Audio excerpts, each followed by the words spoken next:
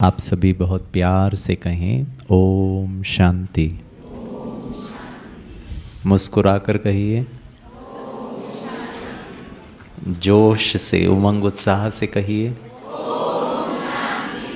बहुत अच्छा। नमस्ते, गुड मॉर्निंग। कितना सुंदर ये क्या कहूँगा मैं, मिलन है। कितना सुंदर ये दिन है कि पिछले 2 वर्षों के बाद गिरीश भाई को वापस पुणे में आने का ये सौभाग्य प्राप्त हुआ। और उसमें भी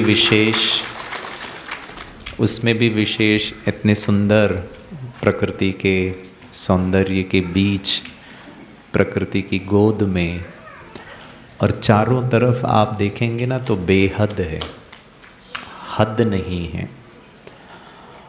और आपने ये अनुभव भी किया होगा जब आप दूर एक पहाड़ को देखते हैं या काफ़ी दूर तक आपको सिर्फ धरती ही नज़र आ रही है या समुद्र ही नज़र आ रहा है, मतलब बड़ा है कोई, ऑटोमेटिकली मन जो है ना वो शांत हो जाता है।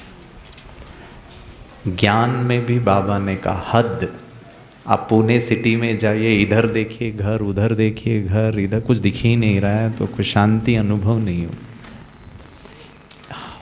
मानव मनोवृत्ति में आप एरोप्लेन में जाएंगे ना और ऊपर से नीचे देखेंगे तो सब बड़ा दिखता है। बड़ा इन द सेंस चीज़ें आप बहुत स्पेसिफिक नहीं देख सकते। ऑटोमेटिकली हमारा मन जो है और चित्त जो है वो भी शांति की ओर जाने का प्रयास करता है। तो मुझे बहुत खुशी है, प्राण प्यारे बाप दादा की तरफ हमारा दिल से बहुत बहुत धन्यवाद जाता है कि ऐसे शहर से दूर ये बेहद के घर में, और ये बेहद का घर किसके लिए बन रहा है?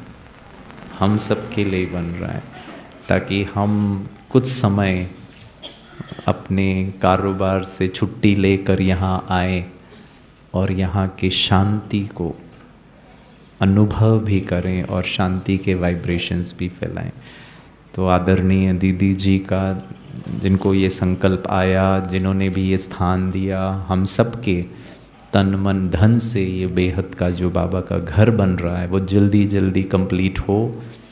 हम तो इसका लाभ उठाएं ही, लेकिन और जो अन्य आत्माएँ हैं जो बाबा को अभी तक पहचाने नहीं है, शांति को उन्होंने शायद यथार्थ रीति से अनुभव नहीं किया, वो सब यहाँ पर आएँ और अपना जन्म सिद्ध अधिकार प्राप्त करें। तो मुझे बहुत खुशी है दीदी कि आपने हमको निमंत्रण दिया और इतने सुंदर स्थान में, और सबसे अच्छी बात है कि यहाँ ठंडी हवा चल रही है, ठीक है ना, क्योंकि गर्मी का मौसम है।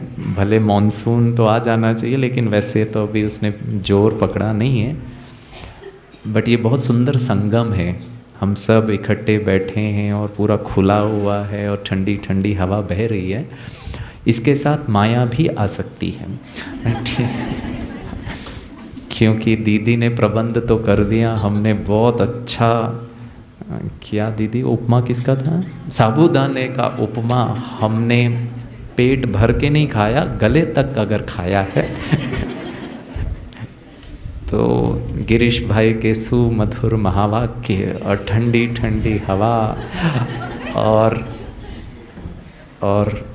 साबूदाना कॉम्बिनेशन बहुत डेडली है, ठीक है ना।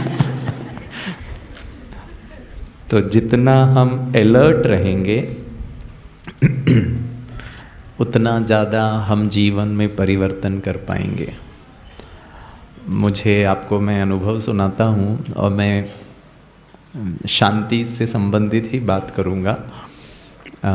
इस लॉकडाउन के दौरान मुंबई से गुजरात की ओर एक वाड़ा करके एक जगह है, वहाँ पे इस्कॉन जो होते हैं ना, जो श्री कृष्णा को बहुत मानते हैं, उनका एक बहुत सुंदर 100 एकड़ की भूमि पर उनका सेटअप है।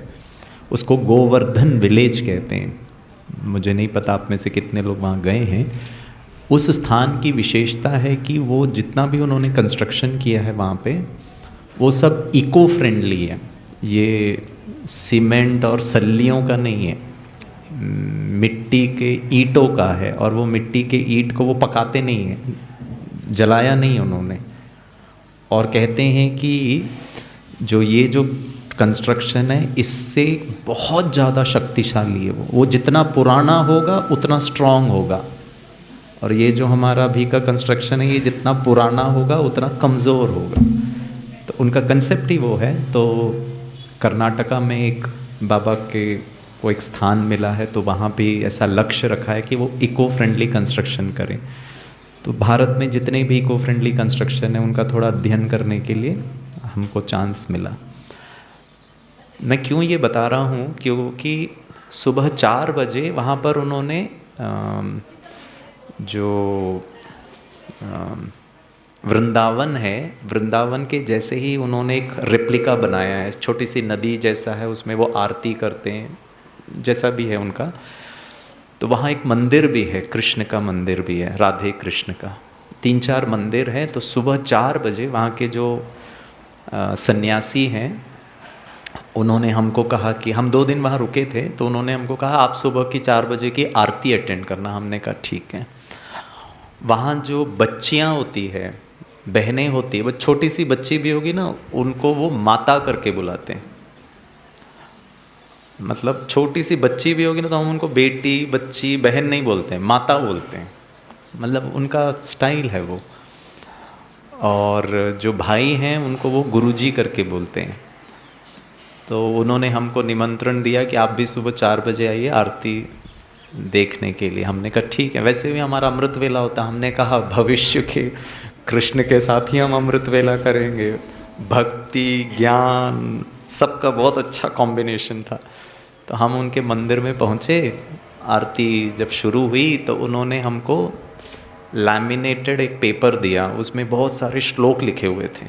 क्योंकि हम तो नए थे ना, तो वो तो वैसे ही श्लोक और भजन और कीर्तन करके वो आरती कर रहे थे, हमने भी वो पढ़ना शुरू किया। अब मज़े की बात ये है, मुझे ये सब क्यों याद आ रहा है, क्योंकि क्या नाम है आपका? वैभव। वैभव का डांस और उनका डांस में बहुत अच्छा था, सेम था, एक एक जगह खड़े होके ऐसे ऐसे ठीक है। कुछ तो उसके स्टेप्स एक ही स्थान पर ही थे, ठीक है ना, बहुत अच्छा था। अब वहाँ पर जो आरती था, हम खड़े होकर आरती नहीं पढ़ सकते हैं, आपको भी ना हिलते डुलते, मतलब कृष्णा जैसे हम गोपिकाएं हैं और ईश्वर के साथ नाचते नाचते, और फिर बीच में नमस्कार भी करना है, वो जैसे जैसे करते हम भी कर रहे थे। हमारे साथ एक भाई भी थे, हमने कहा आज हम इनके जैसे बन जाते, पूरी श्री कृष्ण भक्ति में सम जाते। और सचमुच वो इतने श्रद्धा से कर रहे थे, इतना उनके चेहरे पर कृष्ण के प्रति भाव, स्नेह, हम उनको देख रहे थे।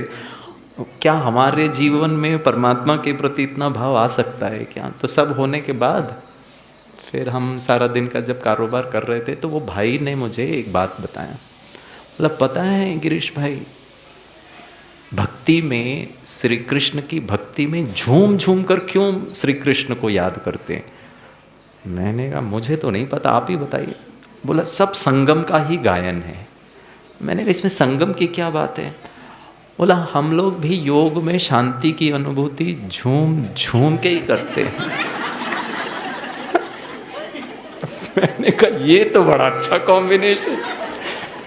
संगम पर हमने झूम झूम कर अमृत वेले योग में किया बाबा को, और वही चीज द्वापर में वो झूम झूम कर रहे। तो शांति की अनुभूति में झूमना नहीं है, बहुत अलर्ट अवस्था की बात है। अगर मैं आपसे पूछूं, कई बाबा के बच्चों को ये एक कंप्लेन होता है कि गिरीश भाई योग में हमको क्या आता है? नींद आता है, ठीक है। तो क्या करें, इसका समाधान क्या हो सकता है? बहुत सिंपल है। अगर मैं, कोई भी आत्मा इस संसार में बहुत खुश है, खुशी एक इमोशन है, बहुत खुशी होगी तो क्या नींद आएगी? बिल्कुल नहीं। अच्छा, उसके विपरीत अगर मुझे बहुत दुख है या बहुत पीड़ा है या किसी बात को लेके मुझे बहुत डर है तो क्या नींद आएगी? चाहे पॉजिटिव इमोशन हो चाहे नेगेटिव इमोशन हो, अगर मैं इमोशनल लेवल पर बहुत एक्टिव हूँ, खुशी की स्थिति में या दुख की स्थिति में हूँ, तो नींद दोनों ही अवस्था में नहीं आएगी। और योग में सतो गुणों का अनुभव करना ही हमारा लक्ष्य है। देह को भूलकर मैं आत्मा, आत्मा के साथ जो गुण हैं उसको अनुभव करना ही लक्ष्य है। और उस अनुभूति के दौरान अगर मुझे नींद आ रहा है तो इसका मतलब वो इमोशन में मैं हूँ ही नहीं। अगर मैं कह रहा हूँ मैं बहुत शांत हूँ, शांति एक बहुत ब्यूटीफुल एक्सपीरियंस है, और अगर मैं वो खुशी को अगर मुझे अनुभव कर रहा हूँ तो नींद फिट जाएगी। डर को अगर अनुभव करूँगा तो नींद आएगी नहीं। वैसे ही शांति को मैं अगर अनुभव कर रहा हूँ, भगवान के प्रेम में मैं समा गई हूँ आत्मा। आप देहधारी को भी, किसी को भी बोलो आई लव यू, उनको समझ में आ जाएगा कितना लव है आपका मेरे साथ, हो गया। मतलब then I love you is just words.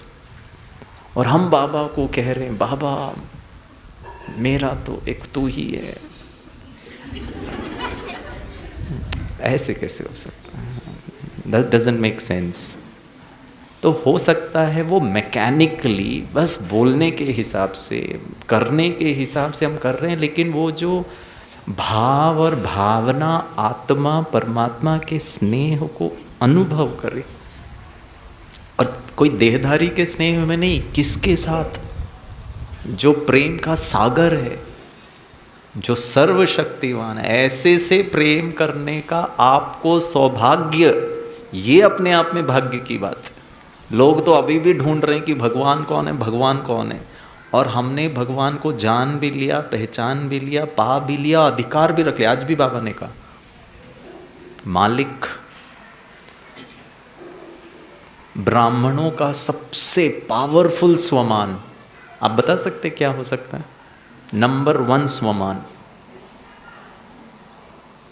हाँ, मैं आत्मा, मास्टर सर्वशक्तिवान। जनरली हमारा यही अंडरस्टैंडिंग है ना कि मैं आत्मा, मास्टर सर्वशक्तिवान। बाबा ने अव्यक्त वाणी में कहा ब्राह्मणों का सबसे पावरफुल और नंबर 1 स्वमान वो मैं आत्मा सर्वशक्तिवान हूँ नहीं है, इसके अलावा भी कुछ है। गेस कर सकते हैं?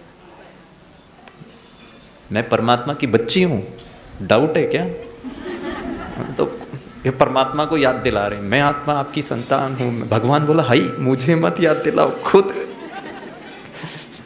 हम अपने आप को याद दिला रहे हैं मैं परमात्मा की संतान, मैं परमात्मा की संतान। इसका मतलब कहीं कुछ डाउट है? अच्छा, मजाक कर रहा हूँ। और बताइए, मैं परमात्मा की संतान हूँ, इससे भी पावरफुल स्वमान मैं शिव शक्ति हूँ। अब भाई लोग नहीं, आत्मा की बात है, आत्मा तो शिव शक्ति हो सकती है, ठीक है ना। भाई लोग बता सकते हैं मैं निराकारी आत्मा हूँ। अच्छा, शांत स्वरूप आत्मा। हाँ, ये भाई साहब बहुत स्मार्ट हैं, पता है क्यों? आज के विषय से ही संबंधित होगा क्योंकि टीचर जो विषय होता है ना घूम फिरा करके उसी में आता है। तो सर्वशक्तिवान, स्नेह में संतान हूँ, निराकारी हूँ छोड़ दो, आज से विषय से होगी मैं शांत स्वरूप आत्मा हूँ। बाबा ने अव्यक्त वाणी में कहा सबसे पावरफुल स्वमान है मैं भाग्य विदाता, बाप की भी मालिक।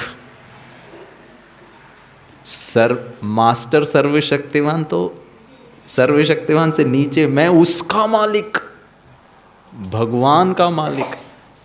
माताएं ऑर्डर करती हैं भगवान को अधिकार से, बाबा पांव दर्द कर रहा है, ऑटो रिक्शा नहीं मिल रहा है सर्वशक्तिमान को ऑटो रिक्शा, हे भगवान। अब बताओ, आप प्रधानमंत्री नरेंद्र मोदी को कॉल करके बोलो ऑटो रिक्शा नहीं आ रहा है, क्या समझती हो अपने आप को? किसको फोन कर रहे हो? मुझसे अपॉइंटमेंट लेने के लिए 6-6 महीने वेटिंग पीरियड है और मुझसे कह रही ऑटो नहीं आया अभी तक। और हमारी माताएं अधिकार से भगवान को कहती बाबा ऑटो भेजो, और आ भी जाता है। कमाल की बात वो है, वो सुनता भी है। आप बताओ, ऑटो के लिए वो ठीक है ना, बाबा पाँव दर्द कर रहा है ठीक करो, मालिश वो करे, आपका ओबीडियंट सर्वेंट बन करके आए, तो आप क्या बन गए? भगवान के मालिक। इससे बड़ा सम्मान क्या हो सकता है? मास्टर ज्ञान सूर्य, मास्टर सर्वशक्तिमान तो मास्टर है, और उसका भी मालिक। आज भी बाबा ने कहा ना, आप तो मालिक हो, हर चीज आपके ऑर्डर के अनुसार। क्यों?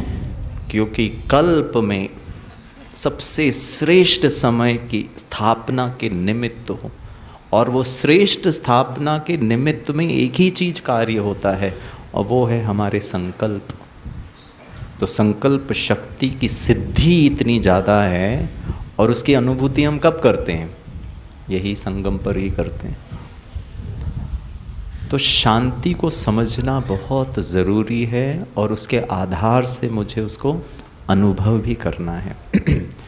कल भी हमारा एक विषय था द पावर ऑफ साइलेंस। दीदी ने भी कहा आज हम पावर ऑफ साइलेंस के बारे में बात करेंगे। भाई बहनों, अगर हम हिंदी भाषा का आधार लें तो साइलेंस और शांति दोनों ही समान रूप से हम समझते हैं, है ना। लेकिन बाबा ने मुरलियों में साइलेंस वर्ड को, जब भी बाबा साइंस के बारे में बात करता है ना, तो साइलेंस को भी अगर लेकर आता है ना, तो बाबा अंग्रेजी का शब्द उच्चारण करता है, साइलेंस की पावर, साइलेंस की शक्ति। और फिर बाबा शांति की शक्ति के बारे में भी बात करता है। तो एक चीज़ हमें ये समझना है कि साइलेंस और पीस दोनों में अंतर है। हिंदी में हम पीस को भी शांति कहते हैं, साइलेंस को भी शांति कहते हैं, लेकिन उसकी गहराई को अगर हम समझें तो साइलेंस एंड पीस ये दोनों अलग अलग चीज़ें हैं। साइलेंस को अनुभव करने के लिए पुरुषार्थ, और पीस को अनुभव करने का पुरुषार्थ।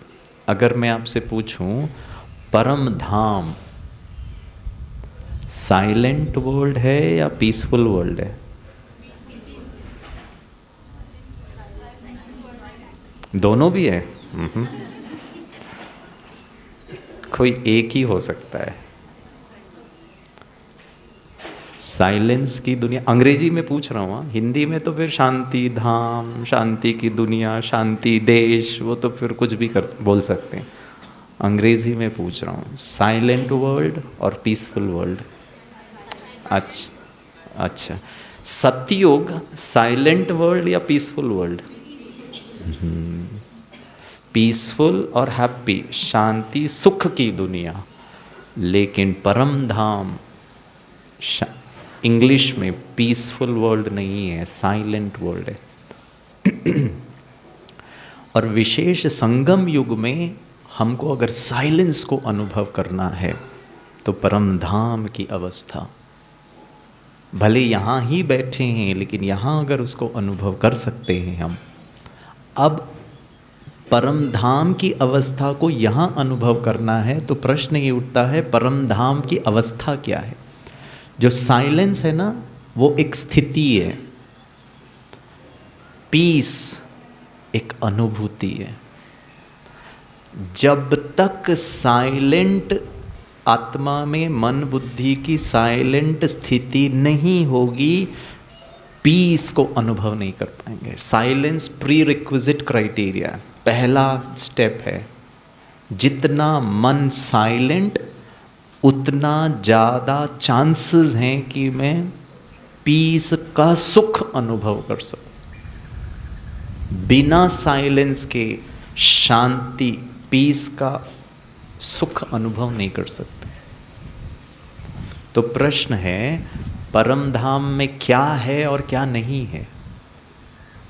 अगर मैं जैसे हम पुणे से और यहाँ बैठे तो किसी ने पूछा हाँ वहाँ पर इस स्थान का नाम क्या है? हाँ, मन सरोवर, हंस सरोवर, सॉरी हंस सरोवर, ओके। हंस सरोवर में क्या है? अरे बहुत अच्छा, ठंडी हवा पे स्थिति। पुणे में कहाँ ठंडी हवा, यहाँ सब खुला खुला है, वहाँ तो सब बंद बंद है। तो परमधाम में क्या है जो यहाँ नहीं है? क्या है परमधाम में?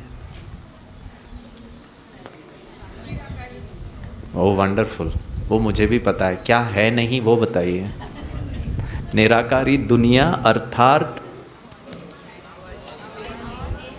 ये नहीं है।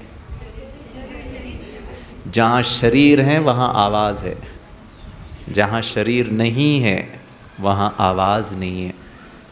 तो परमधाम आवाज़ की दुनिया से परे, शरीर नहीं है, निराकारी दुनिया है, इसीलिए वहाँ साइलेंस है। सतयुग में शरीर भी है, हद की बातें भी हैं, लेकिन वहाँ पर पीस है। विशेष कलयुग में ना साइलेंस है ना पीस है, कुछ भी नहीं है। ठीक है, तो अगर मुझे विशेष संगम युग, कलयुग को छोड़ दूं और समय अनुसार संगम की अगर हम बात करें, तो संगम युग में क्या हमारा पुरुषार्थ है कि देह में होते हुए जैसे कि देह नहीं है। अर्थात अगर साइलेंस को अनुभव करना है, अर्थात मन में किसी भी प्रकार के संकल्पों की आवाज ना हो। क्योंकि परमधाम में भी, परमधाम में आप क्या संकल्प करेंगे? फॉर एग्जाम्पल, हाइपोथेटिकली मान लीजिए, ठीक है, मान लीजिए गिरीश भाई के आत्मा ने शरीर छोड़ दिया अभी, ठीक है। यहाँ क्या रह गया कुर्सी पर? वेरी गुड, बॉडी रह गया, और गिरीश भाई की आत्मा यहाँ बाहर आ गई। और लेट अस अज्यूम, मान लीजिए ये परमधाम चली गई, ठीक है। अब परमधाम में गिरीश भाई की आत्मा क्या सोचेगी?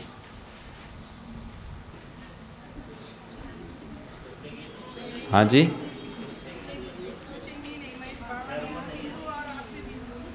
ये भी सोचेगी, याद दिला रहे बाबा आप बिंदी मैं भी बिंदी।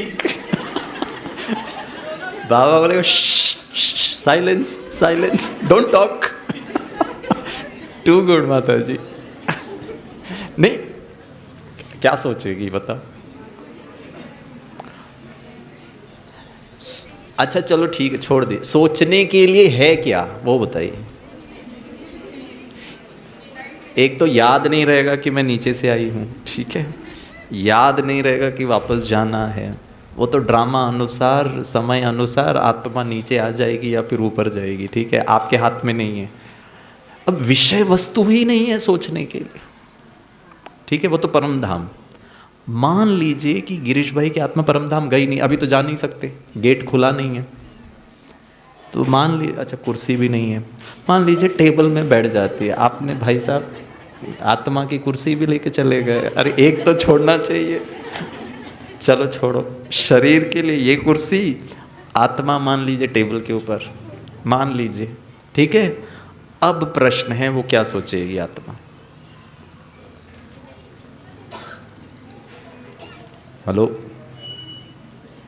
शरीर छोड़ दिया, आत्मा यहाँ टेबल पर 11:35 से लेकर 11:40 तक यहीं रहेगी, और उसके बाद भाई लोग मुझको थोड़ा CPR और सब करेंगे, और 11:40 में आत्मा प्रवेश कर जाएगी, मान लीजिए। 5 मिनट आप लोग तो शरीर पर काम करेंगे, ये आत्मा क्या करेगी वो बताइए। अच्छा, ये अच्छा है कि thank you for the information. आत्मा बोल नहीं पाएगी, आत्मा को शरीर ही नहीं है भाई साहब, लेकिन देखेगी, आत्मा देखेगी।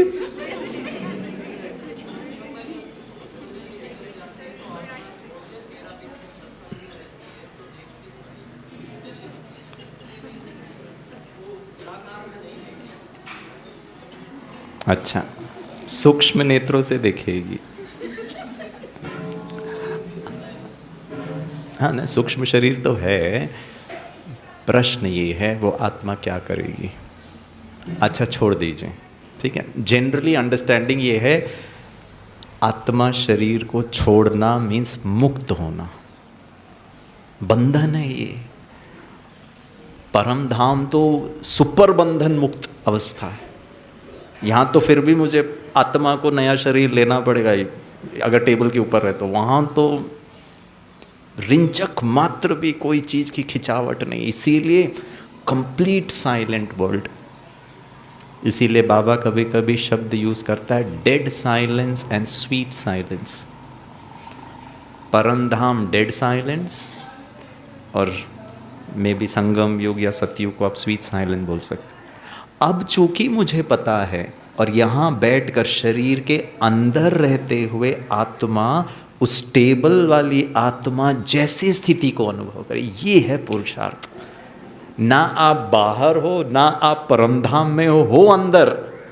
इसके साथ खींचातानी है, कार्मिक अकाउंट है, संबंधों की पुशेस एंड पुल्स हैं, फिर भी वो साइलेंट, कोई बंधन नहीं। कर्मातीत अवस्था आज के मुरली के अनुसार। कर्म किया, क्यों किया? क्योंकि किसी ने कहा करने के लिए, खत्म। ऐसे ही कहा ना बाबा ने आज, किसी ने आदेश दिया ये करिए, आपने कर दिया और एकदम न्यारे हो जाइए, एकदम डिटैच हो जाइए। तो साइलेंस माना हम एक प्रकार से कह सकते हैं निरसंकल्प, निर्विकल्प। विकल्प, विकल्प का क्या अर्थ होता है? विकल्प माना ऑप्शंस। परम धाम में आपके पास ऑप्शंस ही नहीं है सोचने के लिए, एकदम अति मुक्ति की अवस्था। अब गिरीश भाई ने शरीर, आत्मा ने शरीर छोड़ दिया, यहाँ पर भी एकदम मुक्ति की अवस्था, बंधन मुक्त। अब पुरुषार्थ ये है कि गिरीश भाई की आत्मा ने शरीर छोड़ा नहीं है, आप शरीर के अंदर ही हो, लेकिन कंप्लीटली डिटैच। कोई विकल्प नहीं है मेरे पास। पता है क्या विकल्प नहीं है? क्या सोचूं? ये सोचूं कि ऐसा करूं कि वैसा करूं, ये मुझे ऑलरेडी सब पता है, जो होगा वही करना है मुझे, फिनिश। अर्थात निर्विकल्प मीन्स व्यर्थ का मार्जिन नहीं है मेरे पास। व्यर्थ चलता है ना। आने वाले समय पे ब्राह्मणों के लिए बहुत बड़ी परीक्षा का पेपर व्यर्थ का आएगा। नेगेटिविटी तो चलो हम सब ने उससे बहुत आसानी से हम पार कर गए। चलिए प्रश्न पूछता हूँ, ठीक है? मैं थोड़ा सा साइलेंस की शक्ति से हट करके एक बात पूछता हूँ। आप में से कितने लोग पॉजिटिव रहे हैं? हाथ ऊपर उठाओ। अच्छा, हाँ, कोरोना पॉजिटिव की बात कर रहा हूँ। आपने क्या सोचा? वैसा, और ब्राह्मण तो वैसे ही पॉजिटिव होते हैं, वो प्रश्न पूछने की तो आवश्यकता ही नहीं। मैं तो कोविड पॉजिटिव के बारे में पूछ रहा हूँ। हाँ बताइए, कौन कौन कोविड पॉजिटिव रहा है? हाथ ऊपर उठाइए। क्या बात है, इतने कम?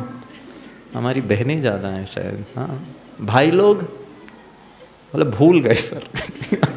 अच्छा, बहुत कम है। चलिए, साइलेंस और पीस या आत्मा के सतो गुणों को अनुभव करने के लिए पता है बाबा हमको क्या युक्ति बताता है? जो ये बाबा जो हमको ज्ञान सुनाता है ना, जो भी हमको ज्ञान सुनाता है, 5000 वर्ष का ये नाटक है, सतयुग त्रेता द्वापर कलयुग, हम आत्माएं परम धाम छोड़ के सतयुग में आती है, फिर जन्म लेते लेते लेते तमो प्रधान हो जाती। ये ज्ञान है या स्टोरी है?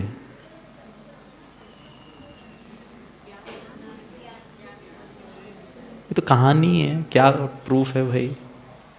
हाँ, आपका विश्वास और आस्था के हिसाब से मुझे भी है, हाँ सतयुग त्रेता द्वापर कलयुग, वो भावना है, कहानी तो है ना। हाँ या ना? ना नहीं, मैं बोल रहा हूँ करके मत बोलो। उन्होंने बोला हाँ हाँ आप बोल रहे हो तो है ये कहानी। भाई लोग ऐसे ही हिला रहे, हाँ हाँ स्टोरी है। आप बताइए, कहानी है या ज्ञान है? ज्ञान है ना। तो सत्यनारायण की कथा कौन सी है?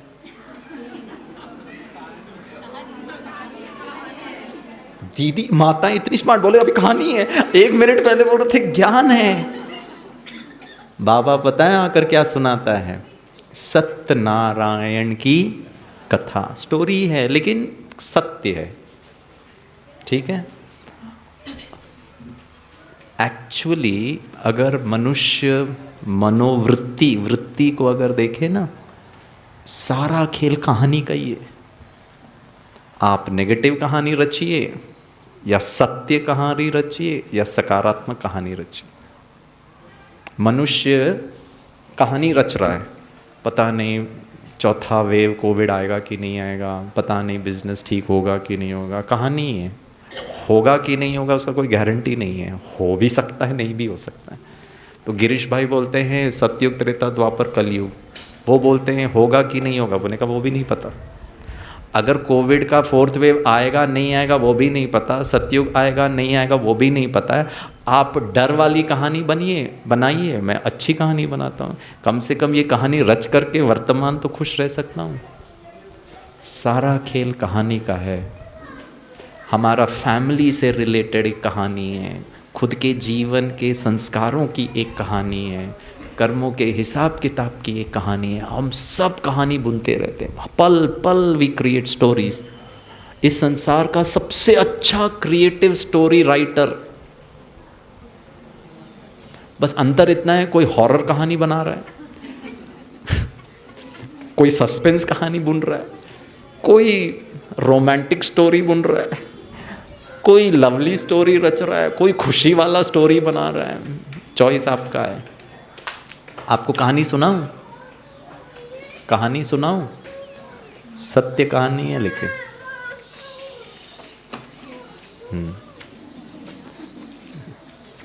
आवाज की दुनिया आ गई ले लो, चप्पल भी ले लो, ठीक है। स्टोरी मैं आपको बताता हूँ, रियल स्टोरी। जब सेकेंड वेव आया ना, वो जो डेल्टा वेव था, जो थोड़ा डेंजरस वर्जन ऑफ कोविड था, तो गिरीश भाई ड्रामा प्लान अनुसार हम दिल्ली में थे, ORC में थे। मैं कुछ सेवा से भी संबंधित था और मैंने वहाँ प्लान भी बनाया था कि मैं 2 महीना रहूँगा।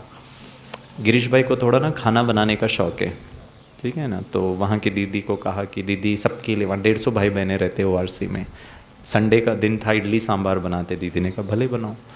तो मैं सुबह अमृत वेले के बाद भंडारे में जाकर वहाँ सांभर बनाने की तैयारी कर रहा था। तो वहाँ जो भाई थे जो मुझे मदद कर रहे थे वो छींक रहे थे, खांस रहे थे, लेकिन गिरीश भाई का सारा ध्यान सांभर में था कि अच्छा बनना चाहिए, क्योंकि बड़े भी खाने वाले हैं, ब्राह्मण समर्पित भाई बहनें खा रहे हैं तो टेस्टी होना चाहिए। वो छींक और जो खांसी है ना, वो मैंने ध्यान ही नहीं दिया। और 2 दिन के बाद मेरा भी टेम्परेचर आ गया, मेरा नाक का स्मेल चला गया और फिर कोविड टेस्ट कराया। बचपन से ही पॉजिटिव रहा हूँ तो रिज़ल्ट भी पॉजिटिव आया। तो जैसे ही रिज़ल्ट पॉजिटिव आया वैसे ही मैं क्वारंटाइन हो गया था अपने कमरे में, लेकिन जब कंफर्म्ड रिपोर्ट आया तो फिर जहाँ सब भाई बहनें, मुझसे और भी कुछ लोग थे जो कोविड पॉजिटिव थे, तो जहाँ वो अलग से एक बिल्डिंग है जहाँ उन्होंने, दीदी ने अभी हॉस्पिटल जैसा बनाया है, बहुत ब्यूटीफुल बनाया है, आपको जा के देखना चाहिए। वो दादी गुलजार के नाम पर है। तो वहाँ एक फ्लोर हमको कोविड पॉजिटिव वालों का फ्लोर था। जैसे ही मैं गया तो यही भाई फूल लेकर इंतज़ार कर रहे थे। मैंने कहा अच्छा यही है दाता मेरे, इन्होंने ही हमको गिफ्ट में दिया। क्योंकि मैं सोच रहा था मेरे को कहाँ से कोविड आया, मैं तो बाहर ही नहीं गया ORC के। तो मैंने कहा अब समझ में आ गया भाई जी, आपने बहुत अच्छी तरह मुझे गिफ्ट दिया और हमने स्वीकार भी कर लिया। अब मैं आपको कहानी बताता हूँ। बताऊँ कहानी? सत्य कहानी, झूठी कहानी, दर्द भरी कहानी, खुशी वाली कहानी, मर्जी आपकी। ज्ञानी तू आत्मा माना ही, पॉजिटिव कहानी। और वो पॉजिटिव कहानी का जो कैरेक्टर और उसका जो स्क्रिप्ट और उसकी जो आइडियाज़ है ना, वो 4 पेज की मुरली है। जिसने उस कहानी के 4 पेज की मुरली के पॉइंट्स लेकर के यहाँ कहानी रच ली, माना स्मृति स्वरूप आ गया, माना कर्म में 24 घंटे में आप उसको यूज़ कर पाओगे। विस्मृति हुई, भूला, और आपने अपने दर्द भरी कहानी, देहभान वाली कहानी रची, तो फिर शाम को, नुमा शाम को याद आएगा, मैं आत्मा, शांत स्वरूप, शिव शक्ति, और सारा दिन दुखी, परेशान, टेंशन, विस्मृति, आपने क्या कहानी रची है। तो गिरीश भाई आपको कहानी सुनाता है। अब जब हम क्वारंटाइन में थे, कहानी तो 2 ही कैरेक्टर है इसमें, एक है गिरीश भाई और दूसरा कैरेक्टर है कोविड जी। थोड़ा सम्मान भी तो देना चाहिए भाई। हाँ, सारे संसार को रोक कर रख दिया, कितना पावरफुल वायरस। कोविड जी बोलूं, आपको तकलीफ तो नहीं है? ठीक है। तो कोविड जी गिरीश भाई के पास, कहानी है, कोविड जी गिरीश भाई के पास आए।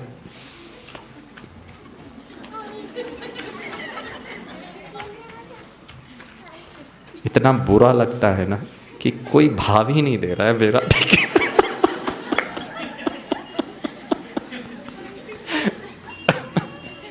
ओ गॉड, अरे कर सकते, भले मस्ती कर रहे हैं, ठीक है।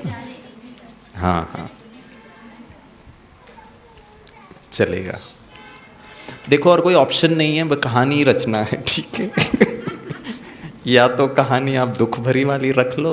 अब जब उनको फर्क नहीं पड़ रहा है आप क्या सुना रहे हो, क्या कर रहे हो, तो हमको क्यों फर्क पड़े वो क्या कर रहे हैं। वो अपनी धुन में जो मर्जी कर रहे हैं भाई, कहाँ कर। और ये बच्चों को संभालना ना, मानना पड़ेगा, ठीक है।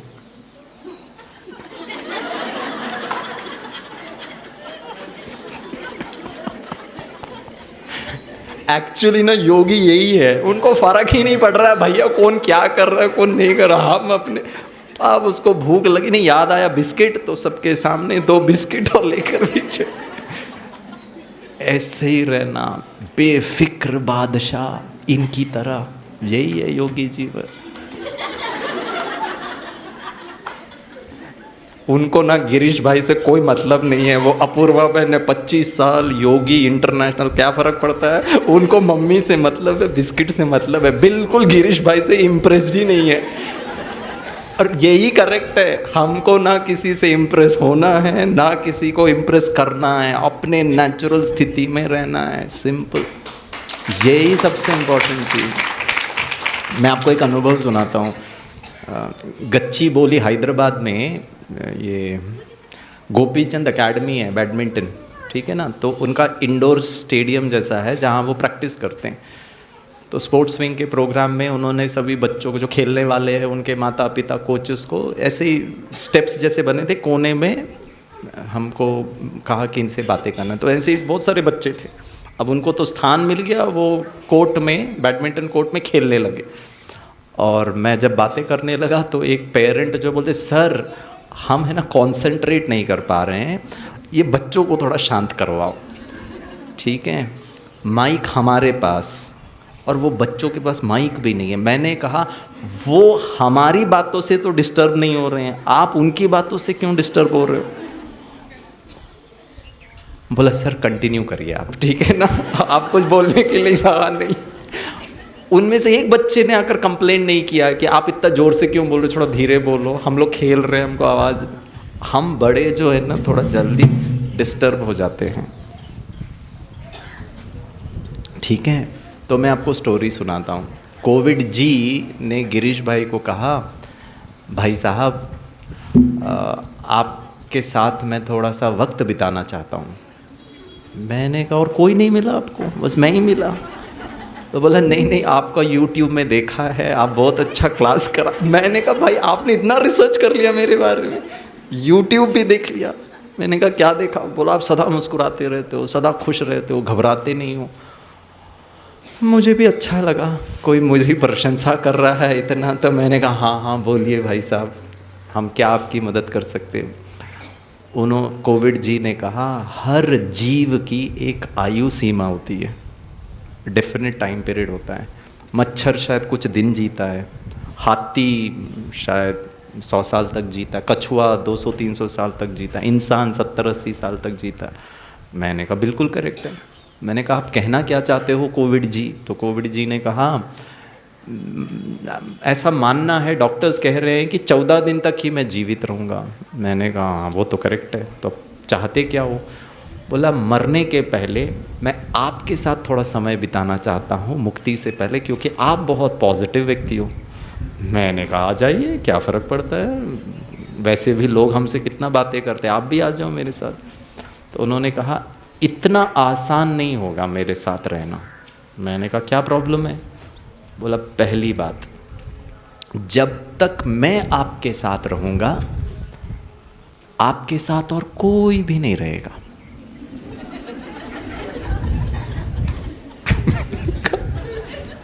खाना भी दरवाजे पे लाके रख दिया जाएगा, आपको 102 डिग्री टेम्परेचर है, कोई तो भी हाथ नहीं लगाएगा, कोई सब दूर। मैंने कहा हेलो भैया, राजयोगी हूँ, 25 साल से राजयोग का अभ्यास कर रहा हूँ। एक चीज़ आपके जहन में, आपके स्टोरी में जो बाबा कहता है वो पॉइंट जो है ना, आपके स्क्रिप्ट में एम्बेडेड हो जाना, उसमें समा जाना चाहिए। और वो ये है, पहले दिन से जब बाबा को पहचाना, जब से अंदर हमारे अंदर ये एक भावना बैठ गई, मेरा तो एक आगे ये सिर्फ डायलॉग था या स्टोरी में? जब मैं आपको ये स्टोरी की बात बता रहा हूँ तो इसका ये मतलब नहीं है कि कोविड के कारण जिन भी आत्माओं को बहुत कष्ट हुआ, जिन्होंने अपने नज़दीक में किसी को खोया है, उनके दर्द को हम नहीं समझ रहे हैं, बट ऑप्शन नहीं है। ऐसे कितने लोग थे जिन्होंने ये सोचा कि हमने जीवन में बहुत कुछ कमा लिया, संबंध जोड़ लिए, टेस्ट पॉजिटिव हुआ, वो सीधे हॉस्पिटल में गए, आईसीयू में एडमिट हो गए, वहाँ शरीर भी छोड़ दिया, घर वालों को डेड बॉडी भी नहीं मिला। मोह जितना ज़्यादा मेरे अंदर किसी बात की कमी कमज़ोरी, ड्रामा, माया, रावण, आने वाला समय उसी तरीके से मेरे को प्रश्न, क्वेश्चन पेपर आएंगे, माया उसी तरीके से प्रश्न लेगी। और उस सब का जो निवारण है, बाबा ने हमको बहुत पहले से ही हर मुरली में बार बार हमको सिखाता है कि बंधन मुक्त बनना है, तोड़ निभाना है, घर परिवार को संभालना है। लेकिन क्या मैं 14 दिन अकेले नहीं रह सकता हूँ? ऐसे ही सोचिए आप, कोई आपसे बात नहीं करेगा। और गिरीश भाई ने पता है क्या किया था? 1-2 लोग, मैंने अपने लौकिक घर में भी नहीं इन्फॉर्म किया, 1-2 लोग मुझे लगता था वो फ़ोन करेंगे, उनको कुछ कारोबार की बात हो, उनको मैंने कहा 14 दिन फ़ोन पे बात नहीं करना। अब जी के देखो, 102 डिग्री टेम्परेचर, मेरा कम ही नहीं हो रहा है, मेरा तो एक शिव बाबा दूजा ना कोई। अब क्यों मुझे किसी के, आप लीजिए ट्रीटमेंट लीजिए, वो सब करिए, लेकिन घबराना क्या होगा, इसका मतलब कहीं ना कहीं सूक्ष्म में अभी भी देह को त्याग करने का डर है या मोह है, या अभी तक मैंने जीवन को फुलफिल्ड रीति से नहीं जिया है। अगर मैं अभी फुल हूँ, बस हो गया जी कर, नेगेटिवली नहीं, जो कुछ करना था, जितना करना था, आत्मा ने भरपूर रीति से किया, बहुत दुआएं दी, बहुत सेवा कर ली, बहुत योग किया। अगर मुझे कल की डेट में मौका ना मिले तो भी चलता है, आत्मा भरपूर है। अगर भरपूर नहीं है तो बाबा प्लीज़ 1 दिन और दे दीजिए, 2 दिन और, थोड़ी और सेवा कर लेता हूँ। अब भी इसी वक्त एवर रेडी हूँ, तो 14 दिन अकेले नहीं जिया जा सकता। तो मेरा तो एक शिव बाबा दूजा ना कोई, मुझे कोई नहीं चाहिए, बहुत अच्छे हैं, हम और अच्छी रीति से योग करेंगे। कोविड जी ने कहा गिरीश भाई इतना आसान नहीं होगा। मैंने कहा और क्या तकलीफ होगी? उन्होंने कहा जब तक मैं आपके साथ रहूँगा आपका 1-2 कर्मेंद्रिय काम ही नहीं करेगा। मैंने कहा क्या मतलब? स्मेल ही नहीं आएगा, और सबसे इम्पॉर्टेंट टेस्ट भी नहीं आएगा। मैंने कहा 14 दिन करेले का जूस, अरे फर्क ही नहीं पड़ रहा है कड़वा है कि मीठा है कि खट्टा है। आप जितना अच्छा खाना मतलब जो कुछ जो टेस्टी नहीं है और शरीर के लिए। मैंने कहा हेलो कोविड जी, राजयोगी हूँ। राजयोगी का लक्ष्य पता है क्या है? कर्मेंद्रिय जीत बनना। 14 दिन तक 2 कर्मेंद्रियों को तू हैंडल कर, हमको तो कुछ करना नहीं है, बाकी बचा 1-2 कर्मेंद्रिय वो मैं हैंडल कर लूँगा। It is how you create stories. आप परिस्थिति सत्य जो भी हो रही है उसको लेकर आप कितना अच्छा स्टोरी क्रिएट कर सकते हो, और यही सकारात्मकता है। बाबा आकर हमको सत्य स्टोरी सुनाता है। बच्चे वो जो आपने सुना है ना, वो गलत स्टोरी है। हम परम धाम से श्रेष्ठ देवी घराने की श्रेष्ठ आत्मा स्टोरी है, और वो स्टोरी को अगर आपने बहुत अच्छी तरीके से यहाँ फिट कर लिया, मुझे नहीं पता कल देवी देवता बनूंगा, सतयुग आएगा नहीं आएगा, लेकिन वर्तमान तो मेरा बहुत बिंदास है। अगर सोच सोच के, दुनिया वालों को भी नहीं पता कल क्या होने वाला है, दुनिया में किसी को नहीं पता विनाश होगा। वो समझते हैं और अच्छी दुनिया हम बना लेंगे, और टेक्नोलॉजी, और मोबाइल फ़ोन, और आर्टिफिशियल इंटेलिजेंस। वो तो वैसे ही सोच रहे हैं ना। वो वैसे सब सोचकर उतना ज़्यादा स्ट्रेस, उतना ज़्यादा टेंशन। तो मैं ये सतयुग, त्रेता, द्वापर, कलयुग 5000 वर्ष की स्टोरीज यहाँ पर क्रिएट करके क्यों नहीं अच्छा फील कर सकता?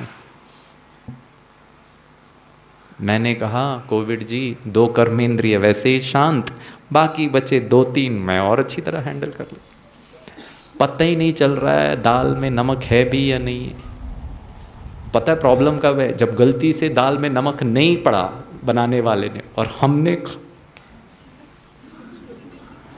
और 6:30 बजे नुमा शाम में मैं आत्मा, कर्मेंद्रिय जीत, माया जीत, प्रकृति जीत, प्रकृति पति। बाबा ने 2-4 दिन की बोलने में कहा मायापति, मायापति शब्द यूज किया। पति मतलब पता है क्या होता? अधिकार, मालिक। माया को मैं ऑर्डर दूं। माया पे जीता नहीं, जीतने के बाद अब वो गुलाम, मैं पति उसको ऑर्डर करता हूँ, हे माया तुम ऐसे बैठो, ऐसे करो, मेरे पास नहीं आओ। 2 दिन तक ना चेहरा नहीं दिखाना। आहा, युगलों में तब थोड़ा झगड़ा हो जाता है ना, तो पत्नी बोलती चेहरा नहीं दिखाना 2 दिन तक।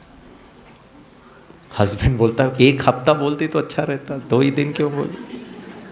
इनको भी शांति, उनको भी शांति। तो 2 कर्मेंद्रिय आपके शांत कोविड की वजह से, गुड और bad, it's how you make up stories here. मैंने कहा वो भी हैंडल कर सकते हैं। और बताइए। कोविड जी ने कहा गिरीश भाई अगर आप मुझे बहुत पसंद आ गए तो मैं आपको साथ लेके जाऊंगा। मैंने कहा अरे और कोई नहीं मिला, आप ही मेरे को साथ लेके जाओ। तो धारणा स्टोरी, संकल्प में स्टोरी के रूप में, जीवन में वो धारणा के रूप में। जिस दिन से आत्मा के ऊपर संपूर्ण निश्चय, परमात्मा के ऊपर संपूर्ण निश्चय, तो एक चीज़ हमको समझ में आया कि ये मेरा मर जीवा जीवन है। मरे हुए हैं ऑलरेडी, कौन क्या मारेगा, किस बात का डर। ऐसे ही है ना, डायलॉग में तो हमारा ऐसे ही है ना, योग में तो हम यही बोलते हैं ना, मर जीवा जीवन है, नया जन्म। पुराना सब संस्कार, पुराना हिसाब किताब, पुराना स्वभाव, सब कुछ नया।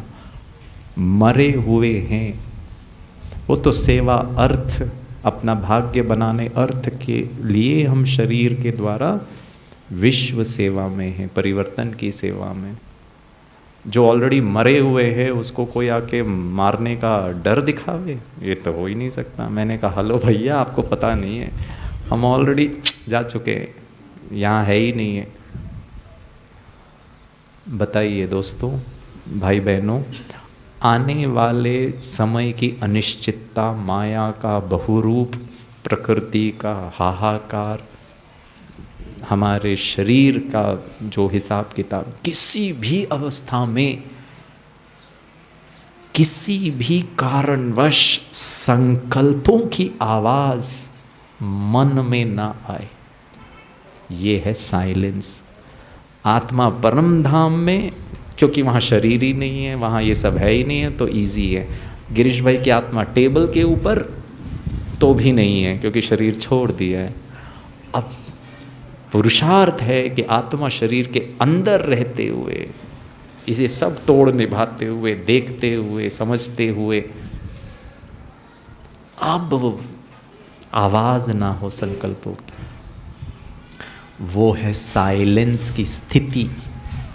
उस स्थिति में बैठकर, वो जब मैं कंफर्टेबल बैठ गया ना, कल मैं उदाहरण दे रहा था, मान लीजिए मैं खड़े होकर बात कर रहा हूँ, खड़े होकर 1 घंटा बात करूँगा तो पाँव दर्द करेगा, शायद पीठ भी दर्द करेगा, और मैंने देखा कुर्सी खाली पड़ी है, और गिरीश भाई आकर खड़े जो थे वो आकर बैठ जाते हैं ना। बैठना एक स्थिति, एक आसन है। जैसे ही मैं इसमें बैठता हूँ, पाँव का दर्द समाप्त। कितना अच्छा लग रहा है मुझे, oh it's very comfortable, very soothing. अब आनंद आ रहा है, सुख की अनुभूति हो रही है बैठने की। साइलेंस की स्थिति ये कुर्सी है, संकल्प रहित, निर्संकल्प, निर्विकल्प, ऑप्शन ही नहीं है but to remain silent. Covid है, क्या कर सकते, डॉक्टर ट्राई कर रहे हैं, और ऐसा नहीं था कि बहुत आसान था। मेरा जो टेम्परेचर है वो 2-3 दिन तक 102, और मैंने स्टेरॉइड्स वगैरह नहीं लिया था। क्यों? क्योंकि डॉक्टर ने कहा गिरीश भाई आप देखो हैंडल कर सकते, क्यों ज़बरदस्ती इतना मेडिसिन डाल। मैंने कहा ठीक है, लेकिन वो आयुर्वेदिक मेडिसिन से कम नहीं हो रहा था। फिर CT स्कैन कराया तो थोड़ा सा उसके नंबर्स थे, तो बोला थोड़ा ज़्यादा है, आप स्टेरॉइड्स और ट्रीटमेंट लो। हमने कहा ठीक है, आप जैसा बोलेंगे। लेकिन हर परिस्थिति में सिर्फ साइलेंस ही नहीं, साइलेंस मतलब अब क्या होगा, अब क्या होगा, टेम्परेचर कम होगा, क्या नहीं होगा, तो क्या करूं मैं, अकेला यहाँ दिल्ली में हूँ, मुंबई में होता तो शायद। इस सब का आवाज़ अगर है तो साइलेंस नहीं है। मतलब आप यहाँ कुर्सी में नहीं बैठे हो, कुर्सी में नहीं बैठे हो तो मतलब बैठने का सुख नहीं मिलेगा। शांति का जो सुख है ना, और वो सुख की जो शांति का जो सुख की स्थिति है ना, वो बहुत एनरिचिंग है, बहुत ब्यूटीफुल है, और जो बाबा के बच्चे ही अनुभव कर सकते, दुनिया वाले नहीं कर सकते। वो बहुत क्षणभंगुर है, बहुत टेम्पररी है। Power of silence. जब बच्चे आवाज़ कर रहे थे ना, ठीक है ना, और अगर मान लीजिए उनका आवाज़ ज़्यादा है और मैं आपके साथ थोड़ी धीमी आवाज़ में बात करूं, आपको ना मेहनत करनी पड़ेगी, गिरीश भाई क्या कह रहा है। आपको बहुत ध्यान और अटेंड, बहुत पुरुषार्थ करना पड़ेगा वो बच्चों की आवाज़ के बीच में गिरीश भाई के आवाज़ को मैं कैच करूं। It's a very taxing process, बहुत आपको मेहनत करना पड़ रहा है, सहज नहीं है। मन में ये सब चीज़ों के आवाज़ के बीच में शांति का सुख को अनुभव करने में बहुत पुरुषार्थ। आप 5 मिनट योग में बैठेंगे, ऐसे लगेगा मैंने घंटों बैठा हूँ, लेकिन अनुभव नहीं हुआ। बहुत मेहनत। बाबा हमको मेहनत मुक्त।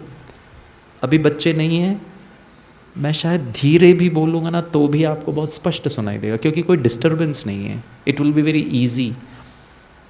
बहुत आपको आंतरिक रीति से गिरीश भाई की आवाज़ सुनने में एफर्ट नहीं करना पड़ा। इसी तरह शांति के सुख को एफर्टलेस, मेहनत मुक्त रीति से अनुभव करने के लिए ये साइलेंस की कुर्सी पे बैठना बहुत हो सकता है।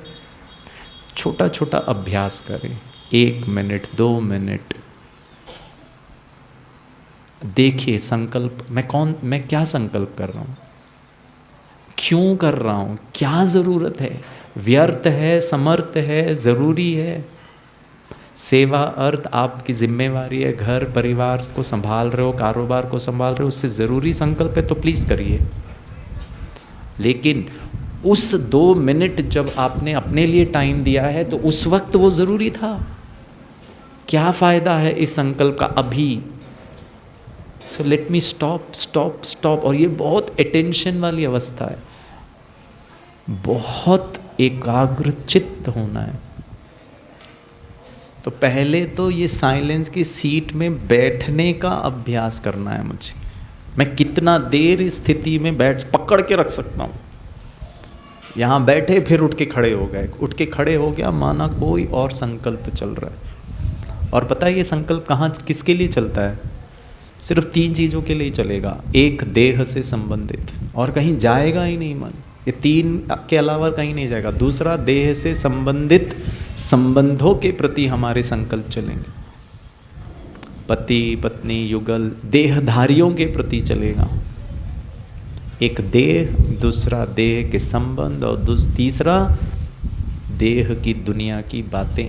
वो सेवा भी हो सकता है, कारोबार भी हो सकता है, लौकिक बातें भी हो सकती है, अलौकिक बातें भी हो सकती है। इन सब से डिटैच होकर के ये साइलेंस की स्थिति में बैठना। बाबा हमेशा साइलेंस और साइंस को ना तुलना करता है। और पता है बाबा क्या कहता है? साइंस की शक्ति का आधार लाइट।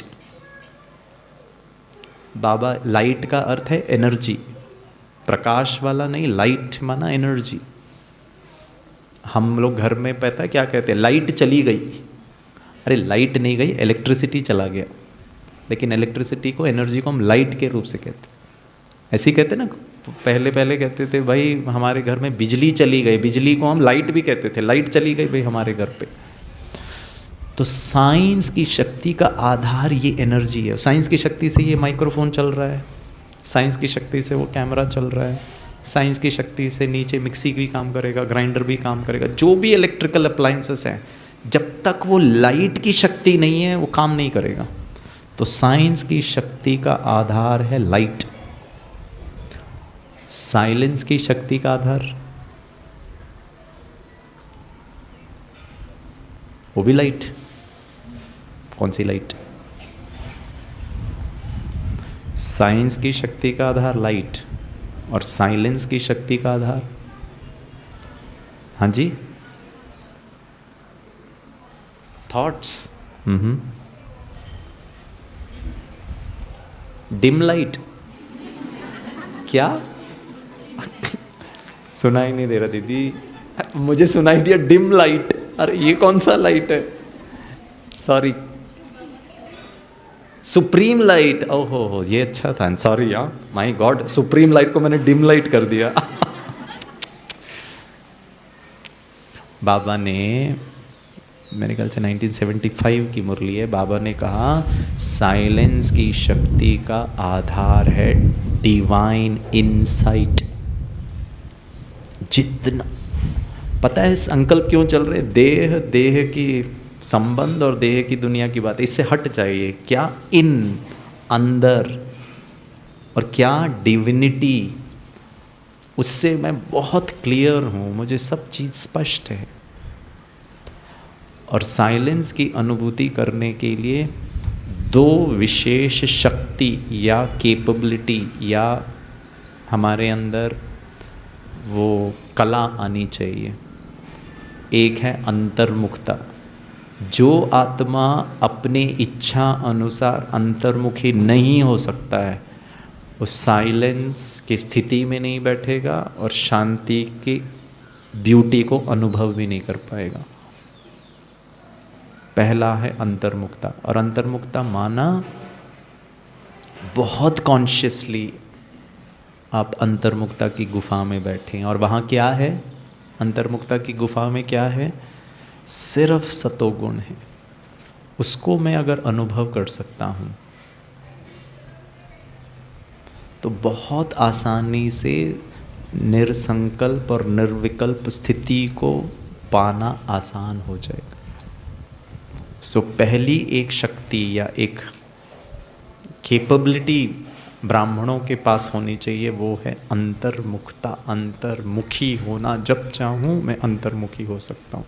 नंबर 2, जिसको हम कहते हैं एकाग्रता की शक्ति। अंतर्मुखी और एकाग्रता, ये दोनों शक्ति में कमी अगर है तो साइलेंस की स्थिति में आना बहुत डिफ़िकल्ट होगा। क्योंकि मुझ आत्मा का मेरे संकल्पों को कितना देर कहाँ एकाग्र करना है, उसका पावर ही नहीं है, कंट्रोलिंग पावर ही नहीं। मैं चाहता हूं कि हे मन तुम यहां पे टिक जाए, लेकिन मन इधर उधर उधर जा रहा है। मैं चाहता हूं कि आत्मा अंतर के प्रति सोचे, अंतर में जाए। वो बाहर की बातों में ही उलझा हुआ है, बाहर की बातों को ही देख रहा है, वही सब अंदर फीड कर रहा है। तो साइलेंस बिकम्स वेरी डिफिकल्ट। और अगर साइलेंस नहीं है तो बस शायद हम कमेंट्री के, साइलेंस में ना कमेंट्री की भी आवश्यकता नहीं है, और शांति को अनुभव करने के लिए भी कमेंट्री की आवश्यकता नहीं है। वो तो एक बहुत सुंदर अवस्था है, डीप साइलेंस और डीप पीस। वो शांति की, सुख की स्थिति में ना आपको बाहर आने का मन नहीं करेगा। ऐसा लगेगा बस ये इतना पावरफुल स्थिति है कि why should I come and talk, क्यों बाहर के कर्मेंद्रियों का सुख अनुभव करूं। अभी भी ब्राह्मण आत्मा को खा करके सुख। दीदी आज ब्रह्मा भोजन में क्या है? तो गड़बड़ है।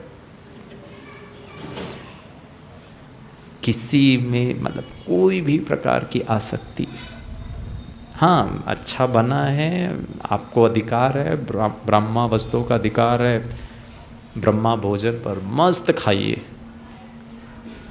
लेकिन वो खाने के प्रति किसी भी प्रकार की रग अगर है, अर्थात किसी भी प्रकार की इच्छा, ये अच्छा लगता है, तो साइलेंस की स्थिति में नहीं आ सकता है। तो बहुत देखना है कि आत्मा किन बातों को सुनकर देख कर के तृप्त हो सकती है।